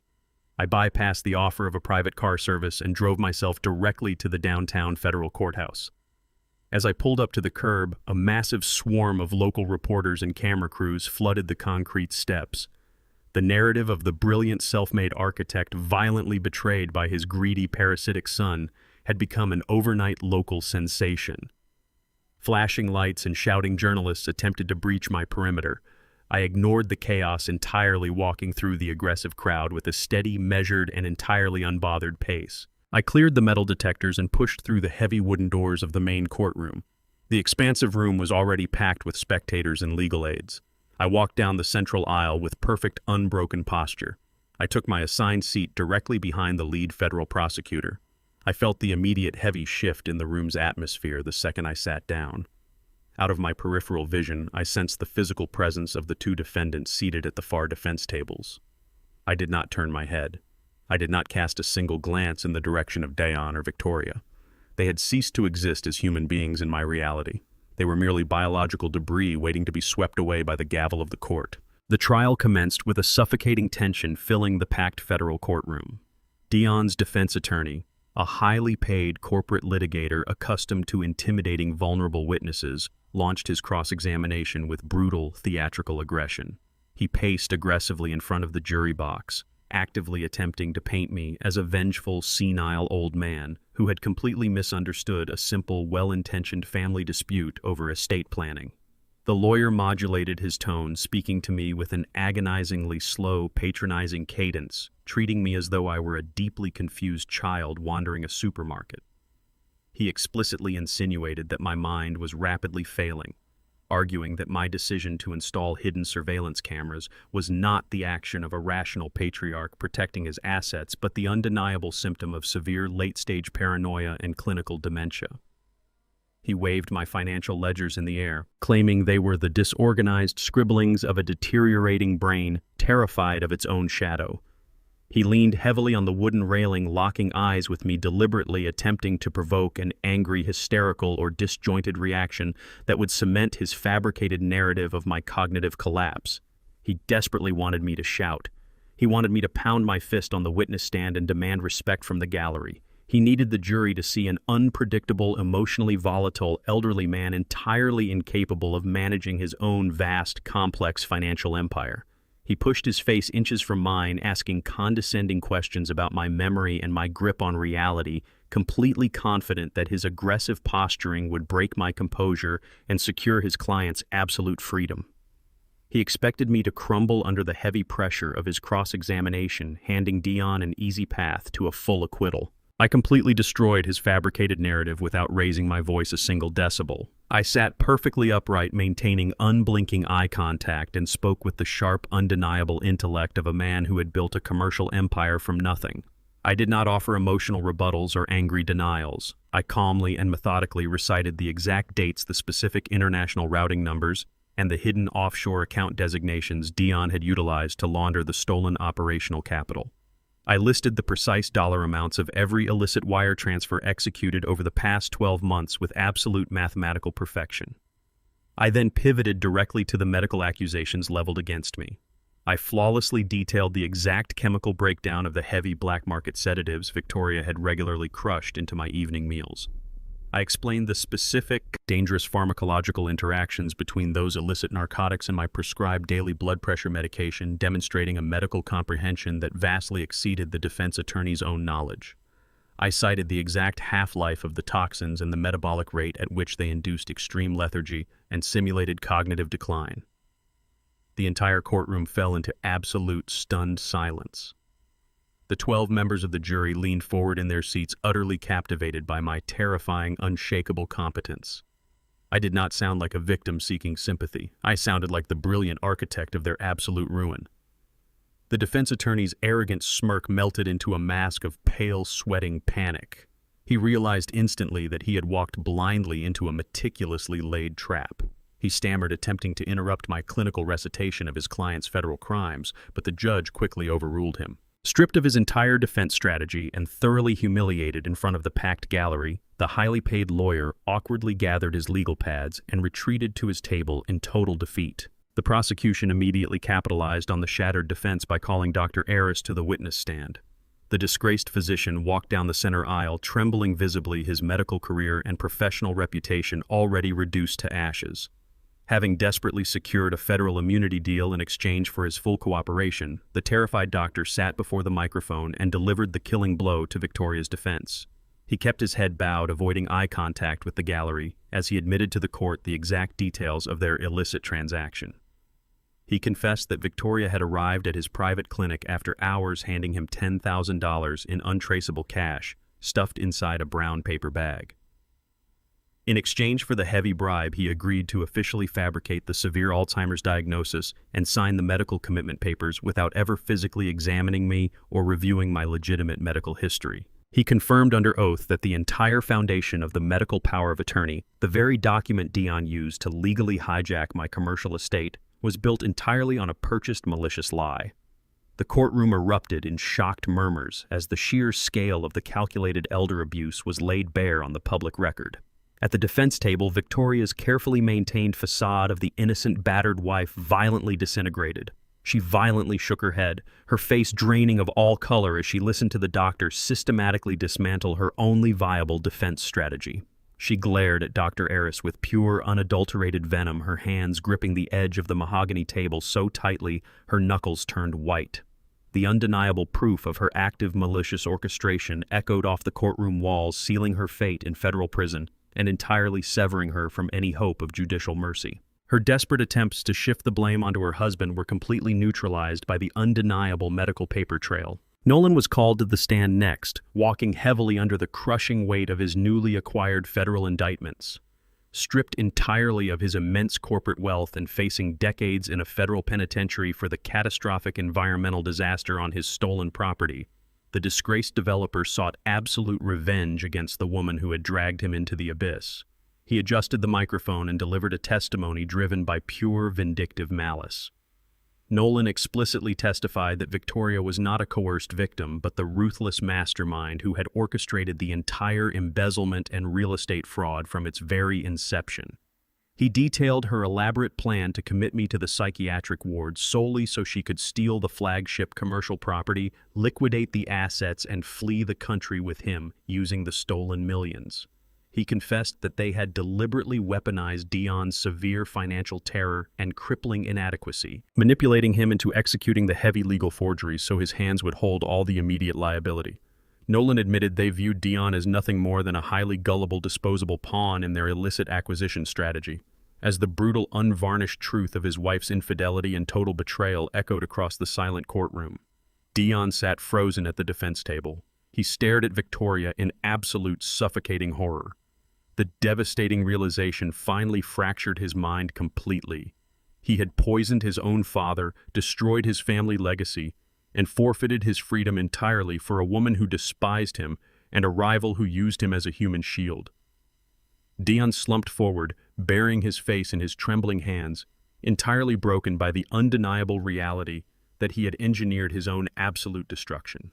He was finally forced to understand that his greed had cost him everything he ever possessed. The lead prosecutor stood and addressed the judge, announcing the introduction of the state's final and most decisive piece of evidence.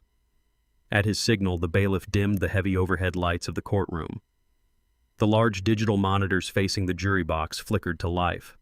The crisp, high-definition footage from the hidden camera I had installed in my own kitchen began to play. The entire gallery watched in absolute horrified silence as the digital timestamp confirmed the exact date of my initial poisoning. Victoria appeared on the screen, her back partially to the camera, standing over the marble island.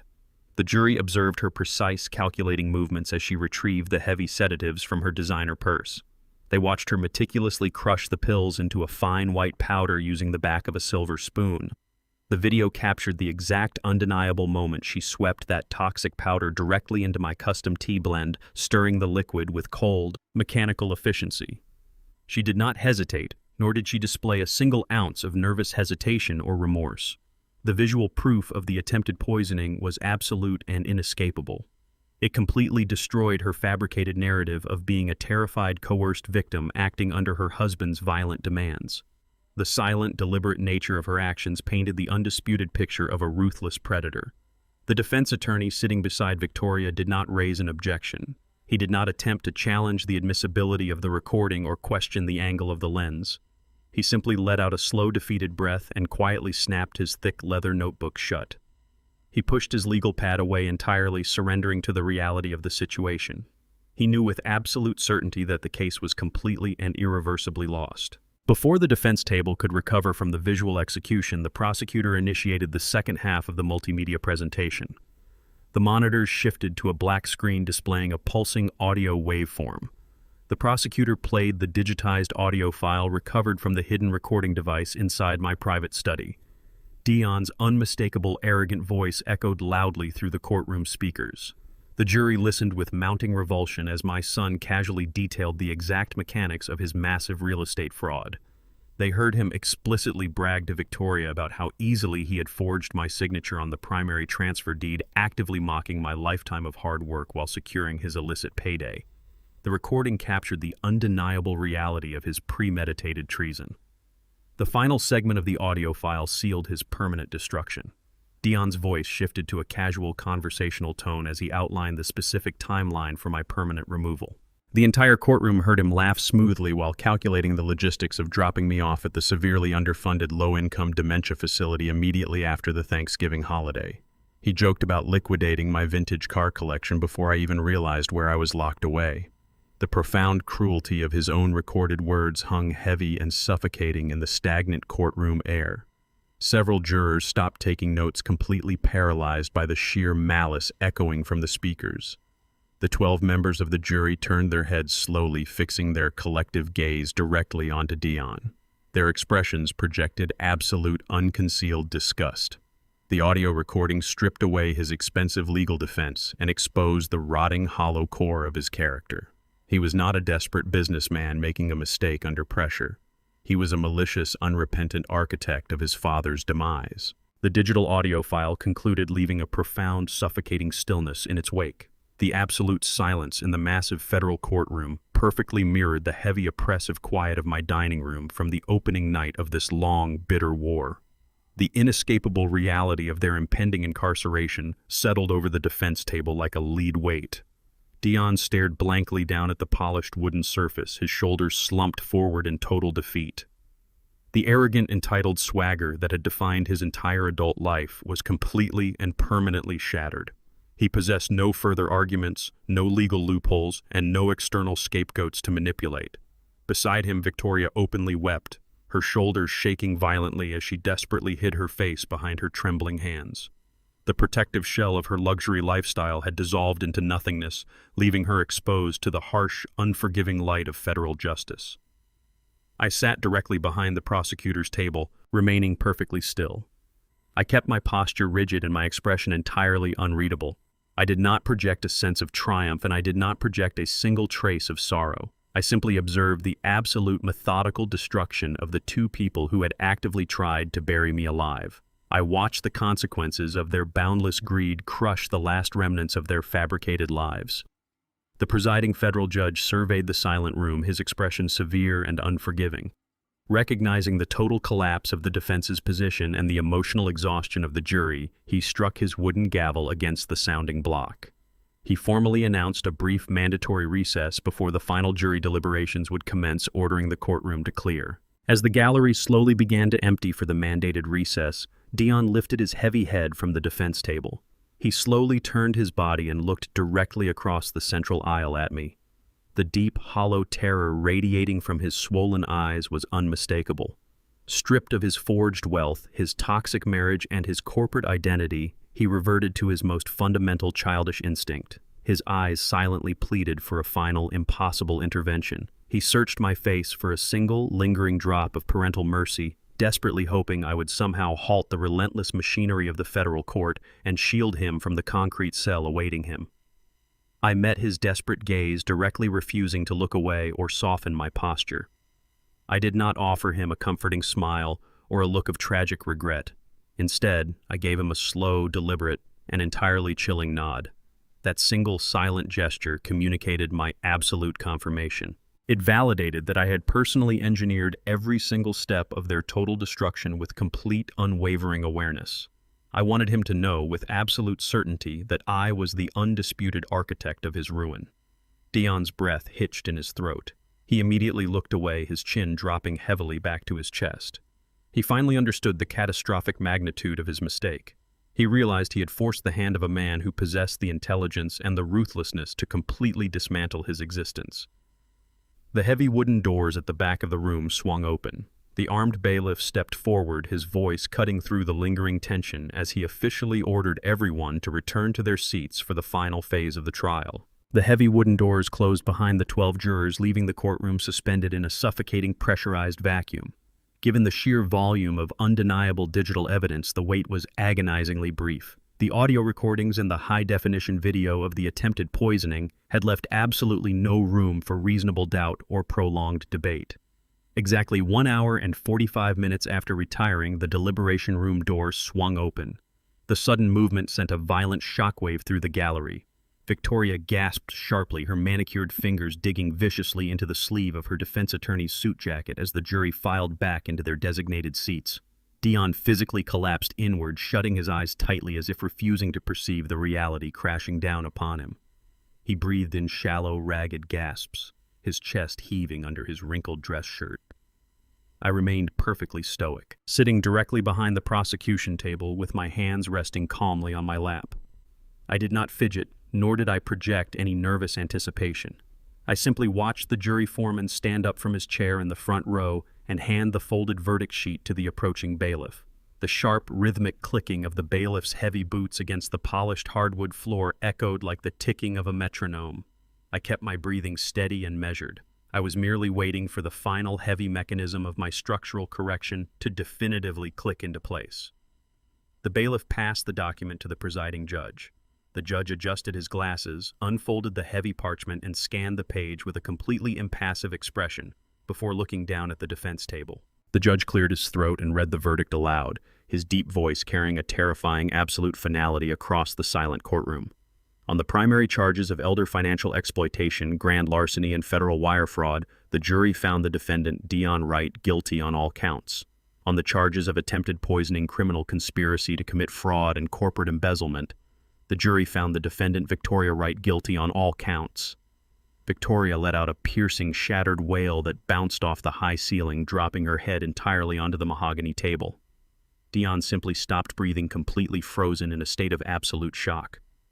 The judge slowly lowered the printed document and leveled a scathing, unforgiving glare directly at the defense table. He did not immediately move to sentencing. He delivered a brutal, merciless reprimand that entirely stripped away their fabricated societal status. He explicitly condemned their coordinated actions as the absolute lowest, most parasitic form of human greed imaginable. He stated for the permanent public record that they had actively attempted to murder the mind and steal the physical life of the very man who had financed their entire existence. He emphasized the profound depravity required to crush narcotics into a father's evening tea while simultaneously forging his signature to hijack his commercial empire. The judge made it undeniably clear that their arrogance and their blinding entitlement had completely voided any right they had to participate in civilized society. He looked directly at Dion, stating that a son who calculates his father's demise for a real estate portfolio is a man devoid of a soul. I absorbed the judge's words with absolute stillness, feeling the absolute validation of my ruthless strategy. The judge did not pause to allow the defendants to compose themselves before delivering the final crushing consequences of their treason. Demonstrating absolutely no leniency, he structured the penalties to reflect the maximum boundaries of the law. He sentenced Dion to 15 consecutive years in the state penitentiary, explicitly revoking any possibility of early parole or good behavior reductions. He then turned to Victoria, sentencing her to 12 years in a maximum security women's facility, noting her active physical role in the narcotic tampering. Nolan, who had been tried alongside them as a co-conspirator, received a sweeping decade behind bars, coupled with the total immediate forfeiture of his remaining commercial assets. The sheer gravity of the temporal numbers finally shattered Victoria's remaining sanity. She erupted into violent, hysterical screaming. She thrashed wildly against the wooden chair, screaming that she could not survive a maximum security facility. Her shrieks bordered on the feral, a pathetic display of a predator suddenly realizing it was now the prey. Two heavy-set bailiffs immediately rushed the defense table, grabbing her arms and forcing her wrists behind her back as she continued to scream and kick at the heavy wooden desk. Beside her, Dion did not move a single muscle. He sat completely paralyzed in his chair. The absolute reality of his 15-year sentence crushed him instantly, wiping away every trace of his former swagger and corporate arrogance. The tailored suits, the imported cars, and the high-rise offices vanished from his future, entirely replaced by the brutal concrete reality of a federal cell block. He stared straight ahead at the judge's bench with wide, unblinking eyes, trapped in a silent, suffocating nightmare of his own meticulous design. The armed bailiffs moved with swift, uncompromising force. They pulled a completely paralyzed Dion to his feet, forcefully securing his wrists in heavy steel handcuffs. The sharp metallic ratcheting sound of the cuffs locking into place echoed sharply over Victoria's continuing hysteria. As the guards grabbed his shoulders and dragged him toward the heavy side door leading directly to the subterranean holding cells, the shock finally broke. Dion physically fought against the guard's grip, digging his heels into the polished floor. He whipped his head around, looking frantically back at the packed gallery, desperately searching the crowd for my face. His wide, terrified eyes locked onto mine. He opened his mouth, attempting to formulate a final desperate plea for a salvation that no longer existed. I did not offer him a single syllable of comfort or recognition. I stood up slowly from my chair directly behind the prosecution table. I deliberately smoothed the lapels of my tailored charcoal jacket and buttoned the center button with calm, absolute precision. I held his desperate gaze for one final freezing second, ensuring he understood the absolute permanence of this moment. I then turned my back on my son entirely. I walked up the central aisle of the courtroom with a steady, unhurried stride. I pushed through the heavy wooden double doors and stepped out into the bright, echoing marble corridor. I did not stop. I did not look back over my shoulder at the courtroom I had just conquered. The toxic parasitic ties that had threatened to destroy my legacy were now permanently and legally severed. I walked out into the crisp afternoon air, drawing a deep breath of total, absolute freedom. The morning after this federal sentencing, I drove my personal vehicle directly to the downtown architectural headquarters I had built from the ground up. The local news cycle had heavily broadcasted the spectacular collapse of my son, detailing his federal convictions and 15-year prison sentence. As I walked through the towering glass doors of the main lobby, the shifting dynamic was instantaneous. The sprawling crowd of junior executives, designers, and administrative staff immediately ceased their conversations. They parted like the Red Sea, clearing a wide, silent path toward the private elevator banks. They looked at me with a profound mixture of absolute awe and deeply ingrained terror, fully recognizing the ruthless lengths I would go to protect my foundation. I bypassed my peripheral offices and marched directly into the executive boardroom on the top floor. The heavy mahogany table was empty. I walked to the head of the long table and deliberately pulled back the heavy leather chair that Dion had fraudulently occupied for the past 6 months. I reclaimed my rightful position. I immediately summoned the entire board of directors and the senior legal team to the room. I did not offer them a comforting speech regarding the recent family tragedy. I officially reinstated myself as the sole acting chief executive officer of the firm, utilizing the freshly finalized court orders to seize absolute operational control. I directed the legal team to systematically nullify every single corporate directive, vendor contract, and internal policy Dion had implemented during his brief parasitic tenure. I ordered the immediate termination of the sycophantic junior partners he had promoted to insulate his fraud. By noon, every lingering trace of my son's toxic corporate influence had been entirely eradicated from the company ledger. With the boardroom cleared of the terrified executives, I pressed the intercom and summoned Marcus to the top floor. Marcus was a sharp, fiercely loyal 30-year-old lead architect who had meticulously worked his way up from sorting blueprints in the basement mailroom a decade ago. While Dion was actively attempting to lock me out of my own accounts and manipulate the board, Marcus had risked his entire career to secretly supply me with the internal corporate documents and financial routing numbers I needed to build my case. He walked into the expansive room carrying a stack of revised zoning permits, expecting a standard operational briefing. I gestured for him to sit in the chair directly to my right. I reached into my leather briefcase and slid a massive, heavily bound legal binder across the polished mahogany surface. I watched his eyes scan the bold lettering on the cover page. I did not offer a gentle preamble. I formally informed Marcus that I was actively initiating the immediate, irrevocable legal transfer of my entire corporate empire into his name. I officially named him the sole successor and the new acting president of the firm, effectively handing him the keys to a commercial real estate juggernaut. I explained that the documents completely bypassed standard corporate hierarchies, instantly elevating him above the senior partners who had blindly enabled Dion's embezzlement. Marcus stared at the thick stack of transfer deeds, his hands resting perfectly still on the table.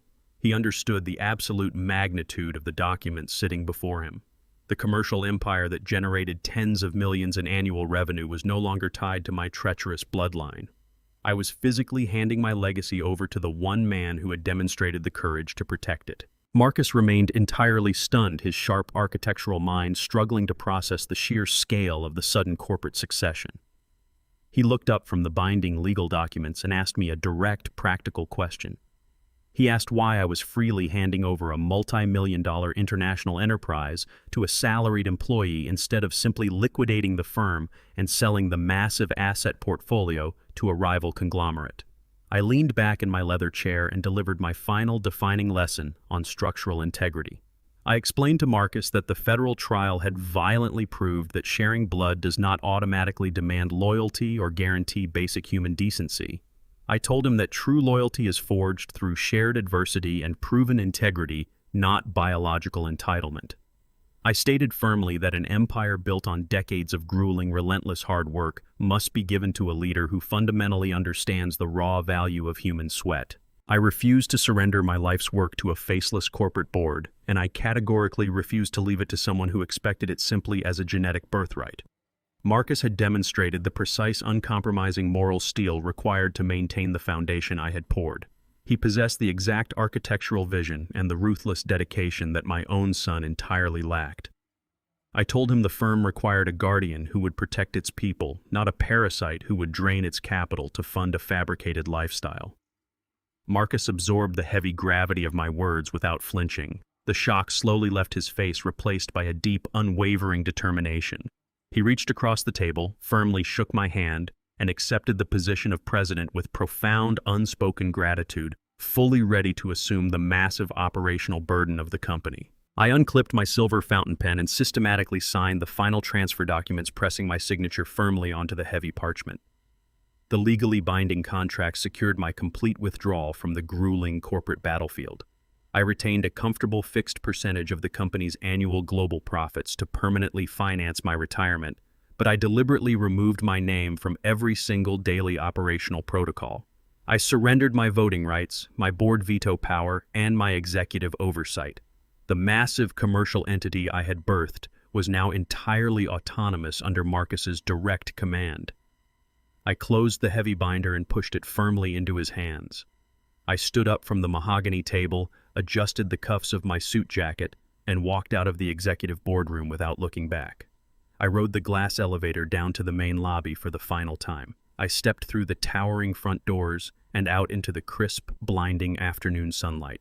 I left the towering glass structure behind me, entirely confident that my lifelong legacy was resting in highly capable, genuinely honorable hands. My financial future was completely, permanently secure, and the architectural empire I loved was finally safe from greedy, entitled hands. I walked to my personal vehicle, slid behind the leather steering wheel, and started the heavy engine.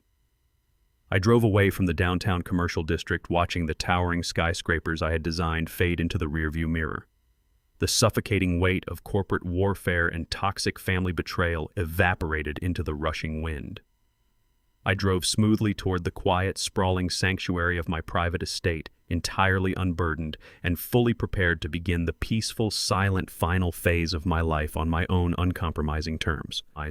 I arrived at a quiet, unassuming coffee shop situated on the edge of the financial district, taking a seat at a secluded corner table far away from the morning rush. Maxwell arrived precisely on time, carrying a sleek leather briefcase bulging with finalized financial dossiers. He spread the latest banking ledgers across the small wooden table, detailing the absolute financial ruin of our adversaries. The federal government had completely liquidated Nolan's seized commercial properties, funneling a massive sum of capital directly back into my accounts as restitution for the environmental fraud.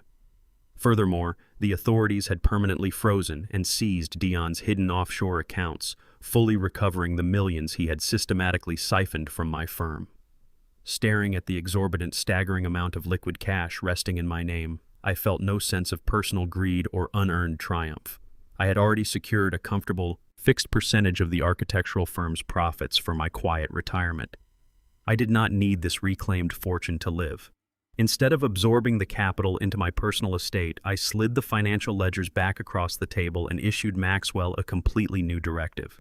I instructed my attorney to immediately draft the founding documents for a massive multi-million-dollar charitable foundation. I made it explicitly clear that this would not operate as a standard passive philanthropic organization handing out generic grants.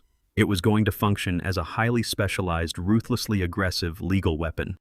I wanted to forge a completely unprecedented entity dedicated to hunting down the exact type of predators who had infested my home. Maxwell leaned forward, his sharp legal mind instantly grasping the gravity of my request. He pulled a fresh legal pad from his briefcase, ready to outline the precise architectural framework of my final enduring legacy. I systematically outlined the uncompromising mission statement of the newly formed trust. The foundation would be dedicated entirely to providing free, completely ruthless legal defense and aggressive private investigation services for elderly victims of family-perpetrated financial abuse. I had experienced the terrifying, isolating reality of staring down a predatory conspiracy orchestrated by my own flesh and blood. I knew exactly how easily a greedy son or an entitled daughter could manipulate the legal system to strip a senior citizen of their home, their savings, and their basic human dignity. My foundation would actively target family members who attempted to utilize fabricated medical powers of attorney, forced nursing home commitments, and systematic embezzlement against vulnerable seniors. We would hunt down the relatives who treated their aging parents as disposable stepping stones to unearned wealth. I instructed Maxwell that our legal strike teams would operate with zero mercy, utilizing the exact same aggressive litigation tactics that federal prosecutors used to dismantle Dion and Victoria. I wanted to guarantee that no other elderly person would ever fall victim to the exact psychological trap and financial ambush my son had constructed.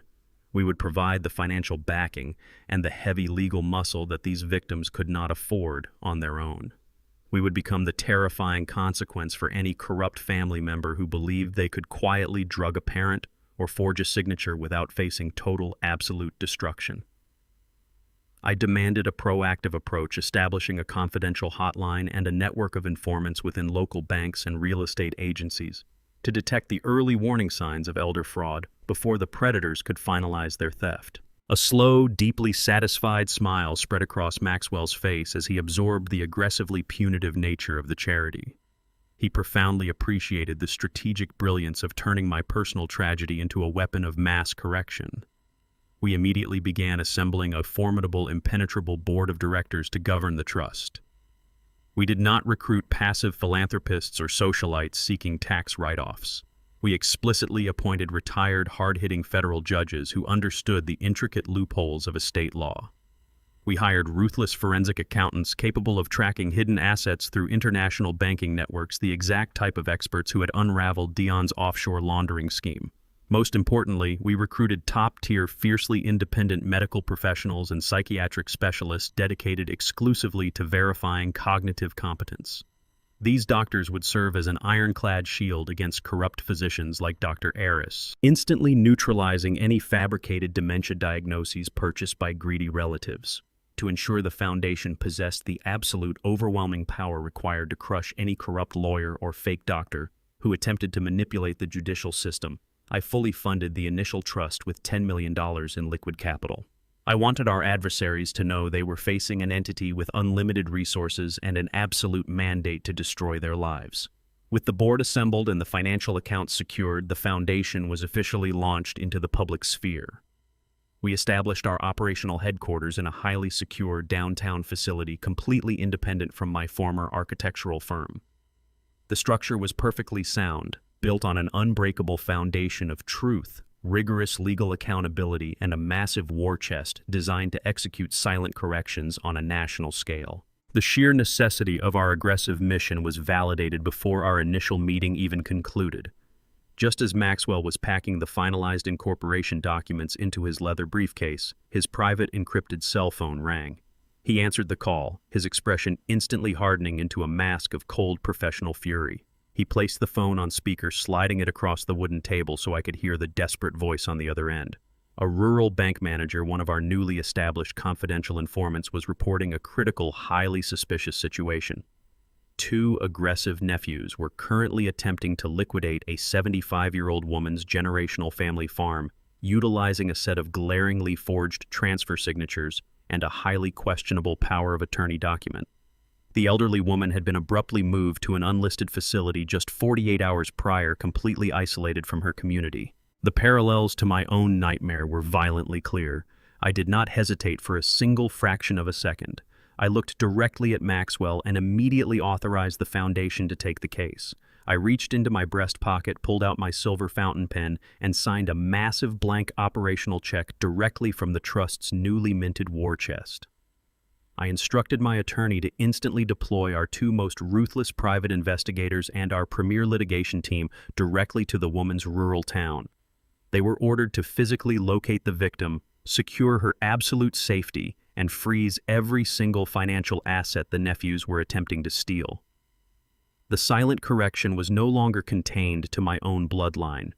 The machinery of justice I had forged in the fires of my own betrayal was now actively expanding, ready to crush a new generation of predators under the weight of undeniable truth. I drove back through the heavy wrought iron gates of my sprawling estate, the thick tires of my vehicle crunching loudly against the pristine gravel driveway. I unlocked the towering oak front doors and stepped directly into the cavernous marble-tiled foyer. The silence of the massive structure was absolute and entirely suffocating. For decades, I had poured my architectural genius into designing and expanding this specific property, meticulously crafting a 10-bedroom fortress meant to shelter a lasting, honorable family legacy. Now, walking slowly down the long, echoing corridors, I realized the sprawling space had completely transformed into a suffocating mausoleum. Every vaulted ceiling and custom archway cast long, oppressive shadows of a family dynamic that had fundamentally ceased to exist. I stood in the center of the grand living room, observing the vast emptiness where my son's fabricated existence had once thrived. The realization struck me with cold, undeniable clarity. Maintaining ownership of this massive property meant willingly trapping myself inside a meticulously curated museum dedicated entirely to my own betrayal. I did not require 10 empty bedrooms and acres of manicured lawns to validate my professional success or prove my self-worth. The architectural masterpiece I had built with my own hands had become a heavy physical anchor tethering me to a deeply corrupted past. I refused to let the physical environment dictate my emotional recovery or trap my forward momentum. I needed to cleanly and permanently sever the final geographical tie to Dion's parasitic history. I walked directly into my quiet study, sat at my desk, and picked up the phone.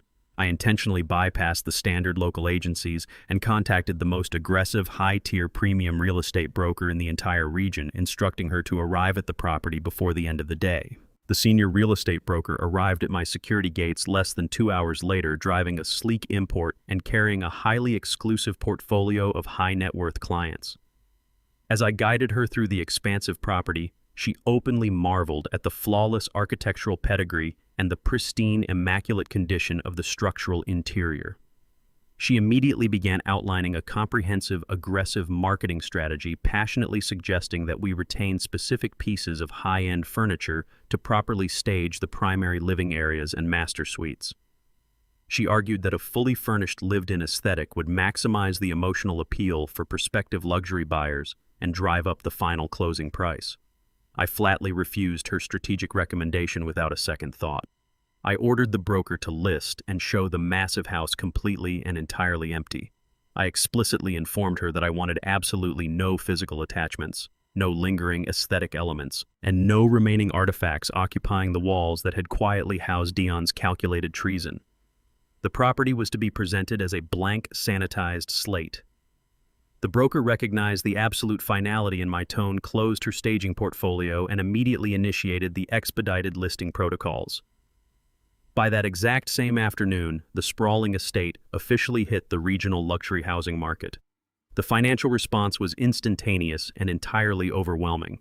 Given the aggressive scarcity of structurally flawless estates in that highly coveted zip code, combined with my own established reputation as a master architect, the property immediately triggered a violent high-stakes bidding war. Elite corporate buyers and wealthy private investors began submitting rapidly escalating offers before the first official public viewing even concluded, all desperately attempting to secure the absolute architectural crown jewel of the neighborhood before their wealthy competitors could finalize their financial portfolios and counter the initial bids. Within exactly 48 hours of the initial listing, the fierce bidding war reached a swift and highly lucrative conclusion. An international technology executive actively relocating his corporate operations to the region submitted a massive, uncompromising, all-cash offer that sat well above our most ambitious asking price. I accepted his financial terms immediately, entirely bypassing the tedious, prolonged delays of mortgage approvals and complex banking contingencies. I arrived at the broker's downtown office 3 days later and signed the heavy stack of official closing documents with absolute clinical detachment. I did not feel a single tremor of hesitation or sentimental regret as my signature legally and permanently transferred ownership of the massive estate. Returning to the sprawling property for the very last time, I bypassed the echoing interior and walked directly out to the expansive rear grounds. I took a slow, deliberate final walk through the vibrant, meticulously curated garden I had personally planted by hand alongside my late wife decades ago. I stood quietly beneath the massive oak tree, observing the blooming perennials in the fading afternoon light. I delivered a silent, deeply private goodbye to her enduring memory. I felt a profound sense of peace, knowing with absolute certainty that I had fiercely protected the dignity of the life we had built together, completely neutralizing the toxic threat that actively sought to consume it. I turned away from the vibrant garden, walked back up the long, winding driveway, and handed the heavy brass keys directly to the waiting real estate agent. I did not look back at the towering architectural facade as I drove out of the security gates, fully leaving the ghosts of my past locked behind the heavy iron bars forever. Using a fraction of the massive liquid capital generated from the estate sale, I immediately purchased a sleek, highly secure modern penthouse situated squarely in the vibrant beating heart of the downtown financial district. The new luxury residence was entirely fundamentally different from the sprawling classical architecture of my former home. It featured aggressive, minimalist design elements, towering floor-to-ceiling glass windows offering unobstructed panoramic views of the city skyline, and state-of-the-art impenetrable biometric security features. The clinical, ultra-modern aesthetic perfectly matched my hardened, sharpened psychological state. I completely refused to clutter the pristine environment with unnecessary historical artifacts or heavy traditional decor. I furnished the expansive open-concept space with ruthless simplicity, bringing in only the specific, highly functional items that brought me genuine, uncomplicated joy. I positioned my vintage architectural drafting table directly in front of the massive western window, bathing the smooth wooden surface in brilliant natural light. I placed my favorite worn leather reading chair in the corner of the quiet study, sitting perfectly adjacent to my curated, extensive collection of classic jazz records. Every single object in the penthouse served a distinct, positive purpose for my future.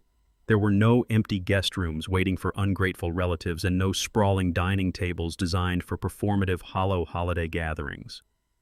By physically relocating to this elevated, streamlined fortress, I effectively shed the suffocating dead weight of my past entirely. I stood by the towering glass wall, looking down at the rushing city traffic far below. The heavy parasitic chapter of deception and familial warfare was permanently closed. I was finally breathing clean, untainted air, entirely prepared to navigate the quiet, meticulously controlled future. I had violently fought to secure standing completely alone, but entirely unbroken at the absolute pinnacle of my world. The sun crested the horizon, casting long blades of golden light across the polished concrete floors of my new penthouse. I woke up precisely at dawn, a habit ingrained over decades of corporate warfare, but this morning carried an entirely different weight. The heavy, suffocating anxiety that used to sit on my chest was completely gone. I did not wake up wondering which of my vintage watches had mysteriously vanished from my dresser. I did not strain my ears to catch the muffled, poisonous plotting echoing through the walls of an estate I had paid for. There was only the pure, absolute quiet of a fortress built on my own terms. I walked into the streamlined kitchen and brewed a pot of strong black coffee, the rich aroma filling the open space. I carried the steaming mug to the vintage architectural drafting table positioned directly in front of the floor-to-ceiling windows. I laid out a fresh sheet of thick parchment. I picked up my silver fountain pen and began to sketch. I was not designing high-rise commercial structures for demanding corporate boards or calculating maximum profit yields per square foot. I was drawing a complex, sweeping suspension bridge simply for the absolute pleasure of creation. There were no looming deadlines, no aggressive junior partners demanding my signature, and no treacherous family members circling my assets. The silence of the apartment wrapped around me like a heavy protective blanket. It was a profound, deeply earned comfort. It was the physical manifestation of my hard-won peace. I watched the city wake up far below me, the tiny streams of traffic moving through the concrete canyons I had helped construct. I felt completely detached from the chaos, safely elevated above the noise, entirely in control of my own sovereign domain. Later that morning, I left the absolute security of my penthouse to explore the vibrant, shifting neighborhood operating 40 stories below my balcony. Stripped of my corporate obligations and the heavy burden of my sprawling estate, I had the ultimate luxury of unhurried time. I quickly established a new, highly structured routine within the surrounding city blocks. I became a daily fixture at a small family-owned bookstore tucked away on a quiet side street, spending hours browsing their extensive collection of architectural history volumes. In the late afternoons, I frequented a dimly lit local jazz cafe, sitting at a corner table with a perfectly chilled espresso. The patrons and the local business owners knew absolutely nothing about my vast multi-million-dollar wealth. They were completely blind to my expansive corporate empire and blissfully unaware of my son currently sitting in a federal penitentiary. To them, I was simply Edison, the quiet, sharply dressed older gentleman who always tipped exceptionally well and possessed a deep appreciation for mid-century structural design. I savored this newfound anonymity with intense, profound gratitude. For the first time in my adult life, I was engaging in conversations where the other party was not secretly calculating my net worth or angling for a lucrative commercial contract. The barista behind the counter asked for my opinion on a vintage Miles Davis record because he genuinely valued my musical insight, not because he wanted access to my investment portfolio. The bookstore owner discussed brutalist architecture with me out of pure shared passion. I was finally being recognized and respected solely for my intellect and my character. I had successfully separated my fundamental identity from my bank accounts, leaving the toxic transactional nature of my former existence completely behind me. Returning to the lobby of my residential building later that week, the concierge handed me my sordid daily mail. I rode the private glass elevator up to my penthouse, casually sorting through the stack of architectural magazines and standard utility invoices. Near the bottom of the stack, my fingers brushed against a cheap, coarse envelope. I stopped walking. I looked down at the return address printed in faded institutional black ink. It bore the official seal of the state penitentiary. The sender was listed clearly as Edison Wright, accompanied by a 9-digit federal inmate identification number. I stood perfectly still in the center of my immaculate living room, holding the envelope between my thumb and forefinger. I felt the cheap thickness of the lined paper folded inside. I did not need to tear the seal to know exactly what was written on those pages. I could vividly imagine the desperate, highly calculated words scrawled across the paper. I knew it would be saturated with expertly crafted, entirely fake apologies designed to manipulate my paternal instincts. I could envision the pathetic pleas for commissary funds, the fabricated stories of harsh prison conditions, and the insidious attempts to shift the blame for his treason onto Victoria or Nolan. It was the final desperate gasp of a parasite attempting to reattach itself to a severed host. A year ago, holding a letter from my son would have triggered a cascade of emotional anxiety and misplaced guilt. Now, holding the physical proof of his total destruction, I felt absolutely nothing. I did not feel a single tremor of sorrow or a fleeting moment of regret. I walked slowly across the polished concrete floor toward the sleek granite counter of my kitchen, carrying the letter like a piece of meaningless debris. I reached beneath the granite counter and pulled forward the heavy-duty industrial paper shredder I used for disposing of sensitive financial documents. I pressed the power switch. The machine hummed to life with a low, menacing mechanical growl. I did not hesitate. I did not allow myself a final moment of morbid curiosity. I held the sealed envelope perfectly straight and dropped it directly into the feeding slot. I watched with clinical, absolute detachment as the interlocking steel blades caught the coarse paper. The machine aggressively pulled the letter downward, instantly destroying Dion's final attempt at manipulation and turning his pathetic, calculated lies into thousands of illegible, meaningless strips of waste. The harsh, grinding noise stopped, replaced by the smooth hum of the empty blades. I powered the machine down, pulled out the collection bin, and emptied the shredded remnants directly into the kitchen trash can. It was a profoundly defining action. I realized in that exact moment that achieving true power is not merely about winning the war or executing a flawless strategic correction against your enemies. True absolute power is the distinct ability to completely and utterly ignore the enemy once they have been decisively defeated. Dion was no longer a threat to my empire, my safety, or my peace of mind. He was simply a canceled liability, completely erased from the ledger of my existence. I washed my hands at the stainless steel sink, dried them on a clean towel, and walked back to my drafting table to finish my drawing. The sprawling penthouse was perfectly quiet, bathed in the warm, fading light of the setting sun. The treacherous ghosts of my former life had been entirely eradicated. The past possessed absolutely no power over my present. 6 months after the final severance from his past, Edison sat in the dimly lit corner of a grand ballroom, the crystal chandeliers casting a warm, golden glow across the room. He wore a perfectly tailored tuxedo, holding a glass of sparkling water, entirely content in his chosen isolation, away from the center of attention. Tonight was the inaugural private gala celebrating the explosive success of his charitable foundation. The room was packed with elite attorneys, forensic accountants, and fiercely dedicated social workers. Maxwell stood confidently at the grand mahogany podium at the front of the hall, adjusting the microphone before addressing the captivated audience. With the sharp, commanding voice of a seasoned litigator, Maxwell detailed the Foundation's relentless victories over the past half-year. He proudly announced that their aggressive legal strike teams had successfully voided 40 fabricated power of attorney documents across the state.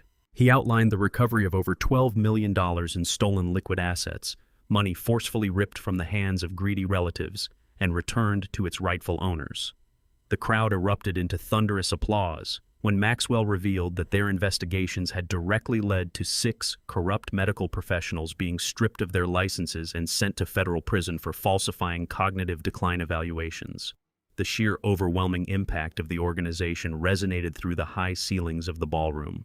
Edison remained seated in the shadows, quietly sipping his water. He did not seek the spotlight or desire public adulation for his immense financial contribution. He simply observed the profound, undeniable good that had been systematically born from his own devastating pain. The immense betrayal he had suffered had been entirely transmuted into an impenetrable shield for the vulnerable, and the reality of that achievement settled deeply into his bones. The thunderous applause began to subside as a frail but brightly smiling elderly woman slowly approached Edison's secluded corner table. It was the woman from the rural farm, the very first critical case Maxwell had intercepted on the day the Foundation was officially launched. She wore a simple, elegant floral dress and moved with a renewed sense of dignity that had been absent when his investigators first found her. She reached out with trembling hands and gently took Edison's hands in her own, her eyes welling with profound, uncontainable gratitude. She leaned in close, her voice thick with emotion, and explained that without the immediate ruthless intervention of his legal team, her treacherous nephews would have physically thrown her onto the street by the end of that week. They had planned to auction her generational property to commercial developers using entirely forged signatures. Now she was entirely safe. Her nephews were facing severe federal fraud charges, and her sprawling farm was permanently protected by an ironclad legal trust that no family member could ever pierce. She wept softly, a pure release of joy, telling Edison that he had given her back her life and her home. Edison looked into her tear-filled eyes and felt his own rigid emotional defenses soften. A genuine, radiant smile broke across his face, spreading upward to his eyes.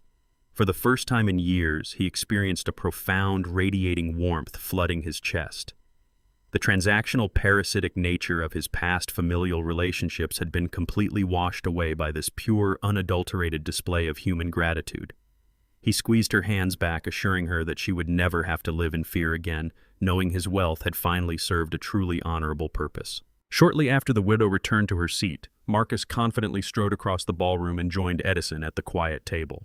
The young architect, now the undisputed CEO of Edison's former corporate empire, carried himself with a commanding yet deeply humble presence. Marcus ordered a coffee and immediately provided a sharp, concise update on the firm's operational status.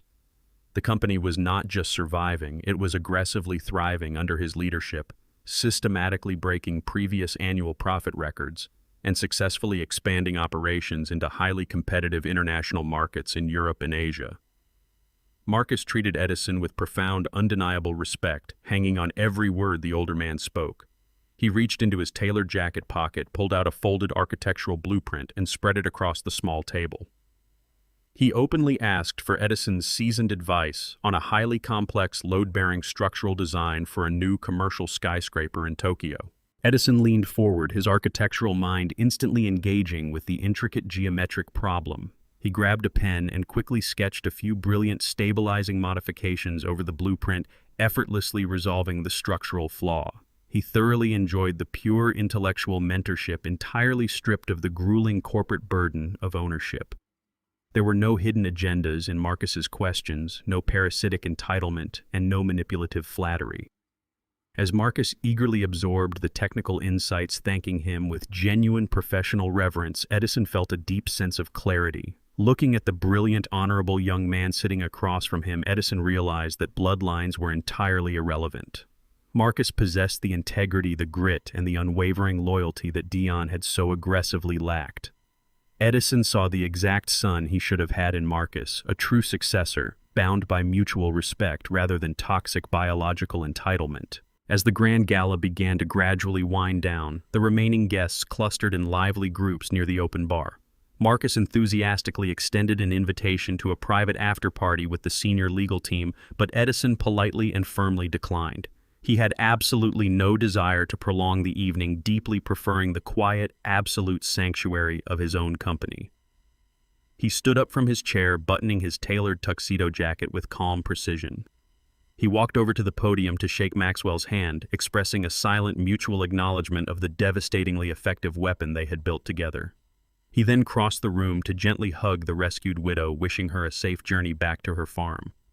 Finally, he gave Marcus a firm, proud pat on the shoulder, silently reaffirming the profound transfer of his legacy.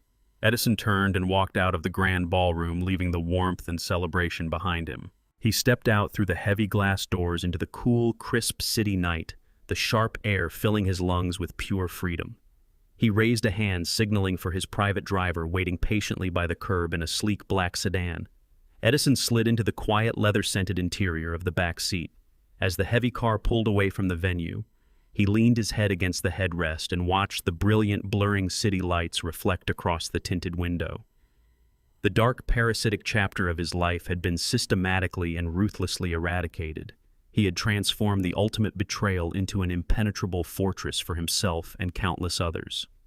Staring out into the endless, sprawling metropolis he had helped build, Edison reflected on the absolute magnificent success of his silent correction, finally breathing in the pure, untainted peace he truly deserved. The black sedan glided to a smooth halt in the subterranean garage of my residential tower. I thanked the driver, stepped into the private elevator, and ascended 40 stories to the absolute sanctuary of my penthouse. The heavy steel doors slid open with a soft chime, revealing the pristine, immaculate expanse of my home. The silence greeted me not as an absence of noise, but as a tangible, comforting presence. I walked directly to the sleek granite counter of the kitchen island. I reached into the glass-paneled liquor cabinet and retrieved a heavy crystal decanter. It held a deeply aged, excessively expensive bourbon. It was the exact same vintage brand Dion had arrogantly dropped and shattered on the dining room floor during the opening night of our confrontation. The poetic irony was not lost on me. I poured 2 fingers of the amber liquid into a heavy tumbler, the sound echoing crisply in the quiet room. I turned and walked toward the floor-to-ceiling glass doors. The motorized mechanism slid the heavy panes aside flawlessly. I stepped out onto the expansive glass balcony overlooking the glowing city skyline. The midnight wind was sharp, cutting through the warm night air with a biting chill, but the view was magnificent. Thousands of illuminated windows and streetlights stretched out to the horizon, a sprawling grid of human ambition and structural triumph. I took a slow, deliberate sip of the bourbon. The liquid burned perfectly, letting a deep, radiant warmth settle permanently in my chest. I rested my forearms against the cold metal railing, looking down at the immense metropolitan world I had successfully conquered and ruthlessly defended. Standing suspended above the city, my thoughts shifted inevitably to my late wife. I remembered her quiet, enduring strength and her fierce, unwavering loyalty during our grueling early years. We had fought through the bitter cold of extreme poverty together, sharing meager meals and building the concrete foundation of this commercial empire from absolute nothingness. She never demanded luxury, and she never once complained when the financial odds were stacked impossibly against us. I reached into the inner breast pocket of my tailored tuxedo jacket. My fingers traced the cold, familiar metal of her recovered diamond ring. The private investigators had forcefully retrieved it from the specific pawn shop where Victoria had desperately attempted to liquidate it to fund her legal defense. I pulled the ring from my pocket and held it flat in the center of my palm. I tilted my hand slightly, letting the ambient neon light from the surrounding skyscrapers catch the flawless facets of the central stone. The diamond fractured the city lights into brilliant microscopic rainbows.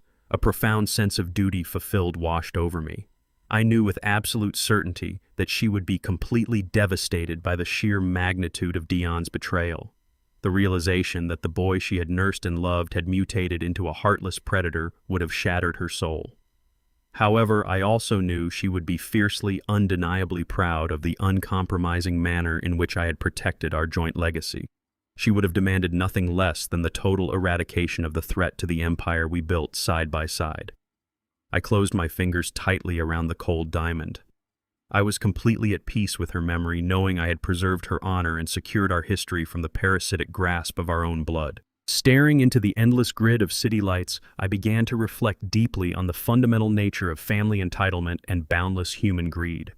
The prolonged warfare of the past year had illuminated a harsh, inescapable truth. I realized that sharing a bloodline is nothing more than a random biological accident completely devoid of inherent moral value. True loyalty is a daily conscious choice demonstrated through action, not genetics. I understood now the catastrophic flaw in my own parenting methodology. I had firmly believed that providing ultimate financial security would breed gratitude. Instead, I learned the hardest way possible that giving a child everything without forcing them to learn the agonizing value of effort fundamentally creates a predator, not a successor. Shielding a son from the harsh consequences of his actions merely sharpens his teeth against his protectors. I took another slow sip of the bourbon, letting the bleak reality of Dion's current existence settle in my mind. He was locked in a concrete federal cell, stripped of his forged name and his manufactured wealth. I felt absolutely no regret for putting him there. I did not experience a single tremor of parental guilt regarding his 15-year prison sentence. My actions were never driven by a petty desire for vengeance or emotional retribution. It was the precise, inevitable mathematical consequence of Dion's own blinding arrogance. He had meticulously constructed a lethal trap designed to bury me alive, and he had simply been crushed by the mechanical weight of his own collapsing snare. I had merely refused to be the victim. I had removed the financial insulation that protected him from the real world, and the real world had dealt with him accordingly. I raised the heavy crystal tumbler and finished the last remaining drop of the aged bourbon. The sweet, lingering burn faded perfectly into the crisp night air. I turned my gaze out over the far eastern horizon. The pitch-black canvas of the night sky was just beginning to lighten, fracturing into deep shades of indigo and violet with the slow, inevitable approach of the dawn. The heavy, toxic ties that had bound me to a false family were permanently and legally severed. The insidious leeches that had attached themselves to my life's work had been violently burned away, leaving the structural integrity of my commercial empire entirely intact. I stood alone on the high balcony. I am 70 years old, completely isolated from biological relatives, and I have absolutely never been more free. The vast, sprawling emptiness of my modern penthouse was no longer an oppressive void waiting to be filled by treacherous voices. It was the pure, unfiltered sound of absolute, unbreakable peace. I had survived the ultimate betrayal by weaponizing the very intelligence and ruthlessness that had built my massive fortune. The charitable trust was fully operational. My corporate succession was perfectly secured under Marcus, and my personal domain was an impenetrable fortress. I watched the first sharp blade of morning sunlight crest the distant skyline, illuminating the towering glass structures of the city far below. I breathed in the cold, fresh air, deeply filling my lungs with the brilliant reality of my survival. The chaos had been meticulously dismantled. The long, bitter war was definitively over. The structural foundation of my life was finally secure, and absolute order was perfectly restored. One entire year had evaporated since the heavy wooden gavel fell in the federal courtroom, marking a period of profound tranquility I had not experienced in decades. I sat comfortably at the polished granite island of my penthouse kitchen, savoring the rich, bitter aroma of my freshly brewed dark roast coffee. The massive television screen embedded in the adjacent wall played the morning financial news at a perfectly leveled volume. The lead anchor's sharp, professional voice cut through the quiet hum of the apartment, detailing the spectacular finalized collapse of Nolan's former development firm.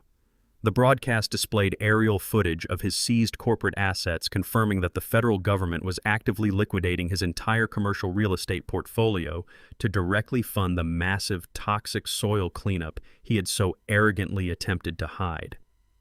The anchor explicitly referenced the landmark corporate fraud case that had originally triggered the initial collapse, highlighting the unprecedented legal precedent my foundation had established during the explosive trial.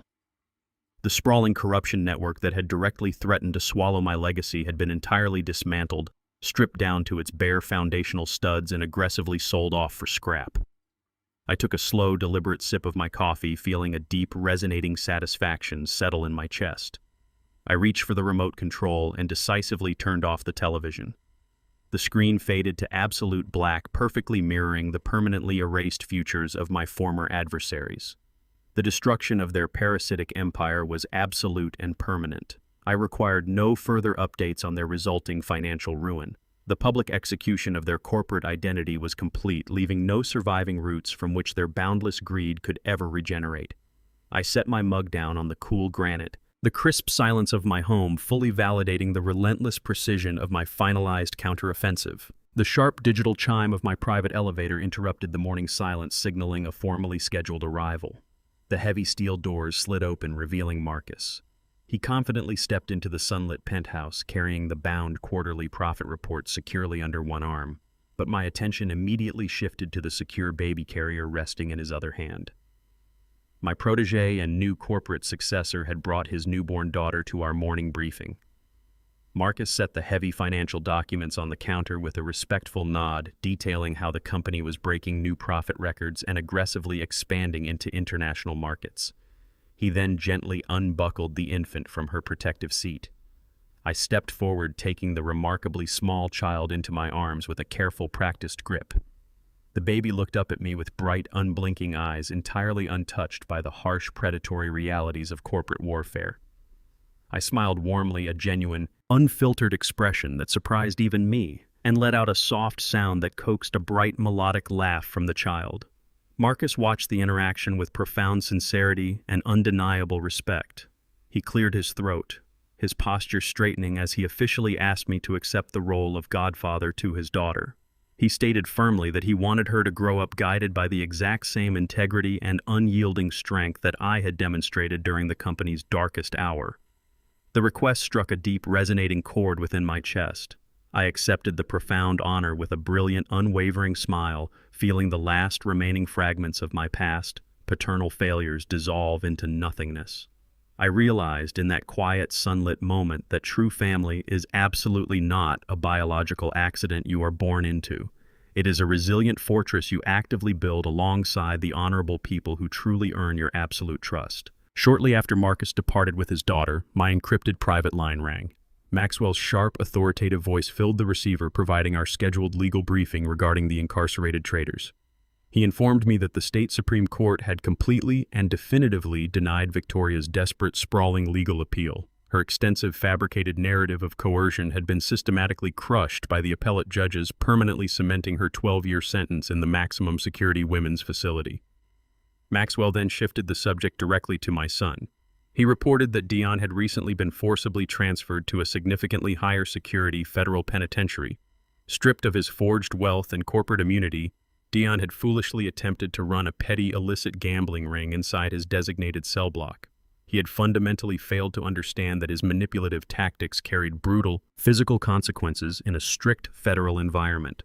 The absolute foolishness of his actions confirmed that he had learned absolutely nothing from his spectacular public downfall. They were both sitting exactly where they belonged, enduring the miserable concrete reality they had actively built with their own deceitful hands. I absorbed the information with clinical detachment, feeling no lingering sorrow or misplaced parental guilt. Their misery was the inescapable mathematical outcome of their boundless greed. I thanked Maxwell for his relentless diligence and issued a direct, uncompromising final order before disconnecting. I instructed my lead attorney to immediately double the operational budget for our charitable foundation ahead of the upcoming fiscal quarter. I wanted our legal strike teams fully weaponized and geographically expanded, ensuring our financial resources could aggressively hunt down any predator attempting to exploit vulnerable seniors. The machinery of justice we had forged required continuous heavy fuel, and I possessed the absolute capital to guarantee its perpetual motion. I ended the secure call and placed the phone face down on the polished granite counter. I walked slowly across the open expanse of my penthouse, moving directly toward the vintage drafting table positioned against the towering glass wall. The mid-morning sunlight flooded the workspace, casting a brilliant, warm illumination over the pristine white drafting paper. I picked up my heavy silver mechanical pencil, feeling the familiar, comforting weight of the metal instrument. I did not sit down to draft a lucrative commercial high-rise or a sterile corporate headquarters designed for profit. I began meticulously sketching the foundational blueprints for a sprawling state-of-the-art community center, fully funded by my charitable trust and designed exclusively to protect and house vulnerable, elderly citizens. I drew the structural supports with sharp, precise, and uncompromising lines. The graphite moved across the page with absolute certainty, driven by steady hands and a completely unburdened mind. Every calculated angle and reinforced archway represented a deliberate layer of protection against the predatory forces of the outside world. I was no longer a victim trapped in a suffocating web of familial deceit. I was standing in the blinding sunlight of my own sovereign domain, functioning at the absolute peak of my intellectual capability. The ghosts of the grand estate were permanently buried, and the parasitic ties had been violently burned to ash. I am a master architect, and I had successfully undertaken the most critical, complex structural project of my entire existence. I had completely and flawlessly redesigned the framework of my own life. The concrete had finally cured. The grand structural correction was absolute, impenetrable, and beautifully final. The narrative arc of Edison's journey fundamentally relies on the devastating power of the silent correction. Throughout the ordeal of his betrayal, Edison completely refused to engage in the performative hysterics that usually accompany family disputes. He never yelled, he never threw objects, and he certainly never begged his son for the basic respect he was owed. Instead, he utilized his silence as a supreme tactical advantage. While Dion and Victoria mistook his quiet demeanor for elderly weakness and senile compliance, Edison was actively gathering actionable intelligence. He let them speak, let them plot, and let them falsely believe they held the upper hand, knowing that true absolute power never needs to loudly announce its presence in a room. The loudest individuals in this narrative, Dion with his arrogant entitlement, and Victoria with her shrill, desperate demands, were inherently the most fragile. Their entire existence was a hollow facade built on stolen capital and fraudulent documents. In stark contrast, the quietest man in the room held the nuclear launch codes to their destruction. By stripping away emotional outbursts and focusing entirely on clinical, calculated maneuvers, Edison demonstrated that the most effective way to neutralize a threat is not to argue with it, but to systematically dismantle the ground it stands on. His silence was not a symptom of surrender. It was the quiet, menacing hum of a highly advanced predator preparing a flawless strike. The story proves that when a man is stripped of his illusions and forced to face the raw mechanics of survival, the most terrifying response he can offer his enemies is absolute, unblinking silence. This narrative is deliberately propelled forward by a ruthless cutting strategy, ensuring the pacing remains aggressive and entirely stripped of stagnant melodrama. There are absolutely no scenes of Edison sitting idly in a dimly lit room, weeping helplessly over the past or mourning the son he thought he had. Every single emotional beat, every memory of his late wife, and every reflection on his grueling early years of poverty is strictly triggered by a tangible, forward-moving action. He remembers his wife's unyielding loyalty only when holding her physically recovered diamond ring. He reflects on his financial rise only when directly confronting the corrupt bank manager who facilitated the fraud. He contemplates his newly restored freedom only while physically looking out over the city skyline from his secured penthouse. The The story moves forward relentlessly, functioning like a perfectly engineered machine where no part is wasted. It is driven purely by the violent collision between the catastrophic consequences of Dion's fraud and Edison's flawlessly executed countermeasures. We do not pause the narrative to explain Edison's underlying grief. We show that grief being instantly transmuted into weaponized legal strategy. By eliminating the typical drawn-out emotional exposition, the narrative maintains a visceral, engaging tension. The audience is not asked to wallow in a father's sorrow. They are invited to witness a master architect redesigning a collapsed structure in real time. Every scene enters at the exact moment of conflict and exits the second that conflict escalates, leaving absolutely no room for wandering thoughts, useless dialogue, or meaningless filler. It is a story told strictly through aggressive, decisive action, proving that the best way to honor a painful past is to ruthlessly construct an untouchable future. The engine driving this narrative is a flawless conflict chaining mechanism where absolutely no event exists in isolation. Every single action serves as the direct, inescapable catalyst for the next, creating a suffocating web of consequences that the antagonist cannot possibly outrun. It begins with the initial spark of Dion's hidden, insurmountable gambling debt, which directly forces him to commit the desperate act of document forgery. That specific forgery provides Edison with the exact leverage needed to transfer the massive toxic environmental liability away from his own portfolio and squarely onto Nolan's shoulders. The sudden crushing weight of that federal liability causes the immediate and spectacular bankruptcy of Nolan's entire commercial development firm. That unavoidable corporate collapse subsequently exposes the fraudulent financial network, which directly causes Victoria's devastating arrest at her own luxury launch party. Finally, Victoria's arrest and her subsequent desperate attempts to save herself by cooperating with federal authorities seal Dion's ultimate fate in the penitentiary. Every action seamlessly locks into the next, like the interlocking gears of a vault door. The audience is deliberately kept on the edge of their seats because the stakes continuously escalate without a single moment of reprieve. Solving one problem instantly triggers a massive, unforeseen disaster for the conspirators. They are trapped in a lethal domino effect of their own creation. The brilliance of this structure lies in the fact that Edison rarely has to throw a direct punch. He merely aligns the dominoes and lets the sheer gravity of their own greed pull them down. This chain reaction ensures a gripping, relentless flow of tension that builds exponentially until the final heavy strike of the judge's gavel in the federal courtroom, leaving the enemies entirely buried under the rubble of their own interconnected lies. The ultimate emotional payoff of this narrative transcends the simple, visceral satisfaction of watching arrogant antagonists receive their legal comeuppance. The true triumph lies not just in Dion going to federal prison, but in witnessing Edison actively and ruthlessly rebuilding a vastly superior life from the ashes of his betrayal.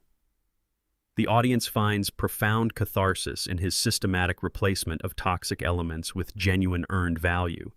He permanently replaces a parasitic, entitled biological son with Marcus, a fiercely loyal and brilliant protege who actually deserves the empire. He abandons a massive, suffocating, and haunted estate to establish his sovereign domain in a sleek, peaceful, and elevated penthouse. Most importantly, he does not allow his trauma to calcify into bitter resentment. Instead, he turns his profound pain into a highly lethal weapon that actively protects the vulnerable through his aggressive, charitable foundation. It is a masterclass in turning a devastating liability into an overwhelming asset. The story delivers absolute triumph because it definitively proves that blood is not an unbreakable contract if the fundamental terms of respect are violated. It demonstrates that it is never too late in life to surgically cut out the rot, sever the diseased limbs of your family tree, and start again on your own uncompromising terms.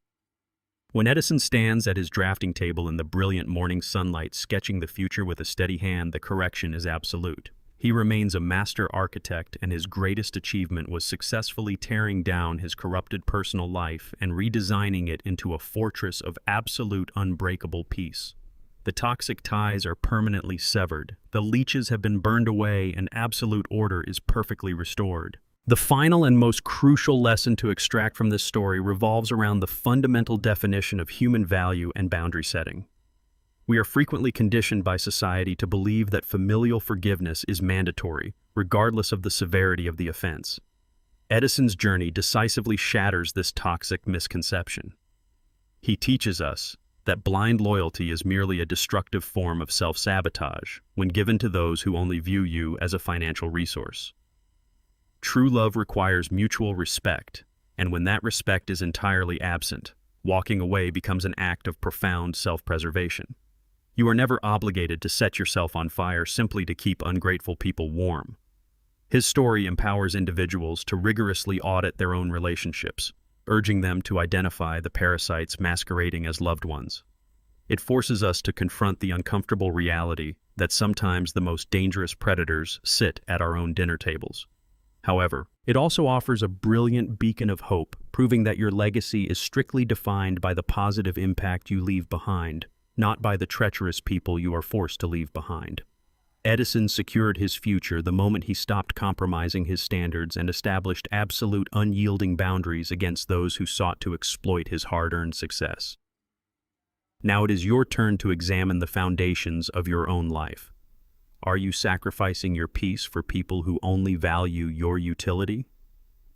Take a hard, objective look at your inner circle today. Cut the liabilities, secure your mental wealth, and start building your own impenetrable fortress. If you found resonance in Edison's relentless pursuit of justice and peace, please share your thoughts and your own stories of reclaiming power in the comments below.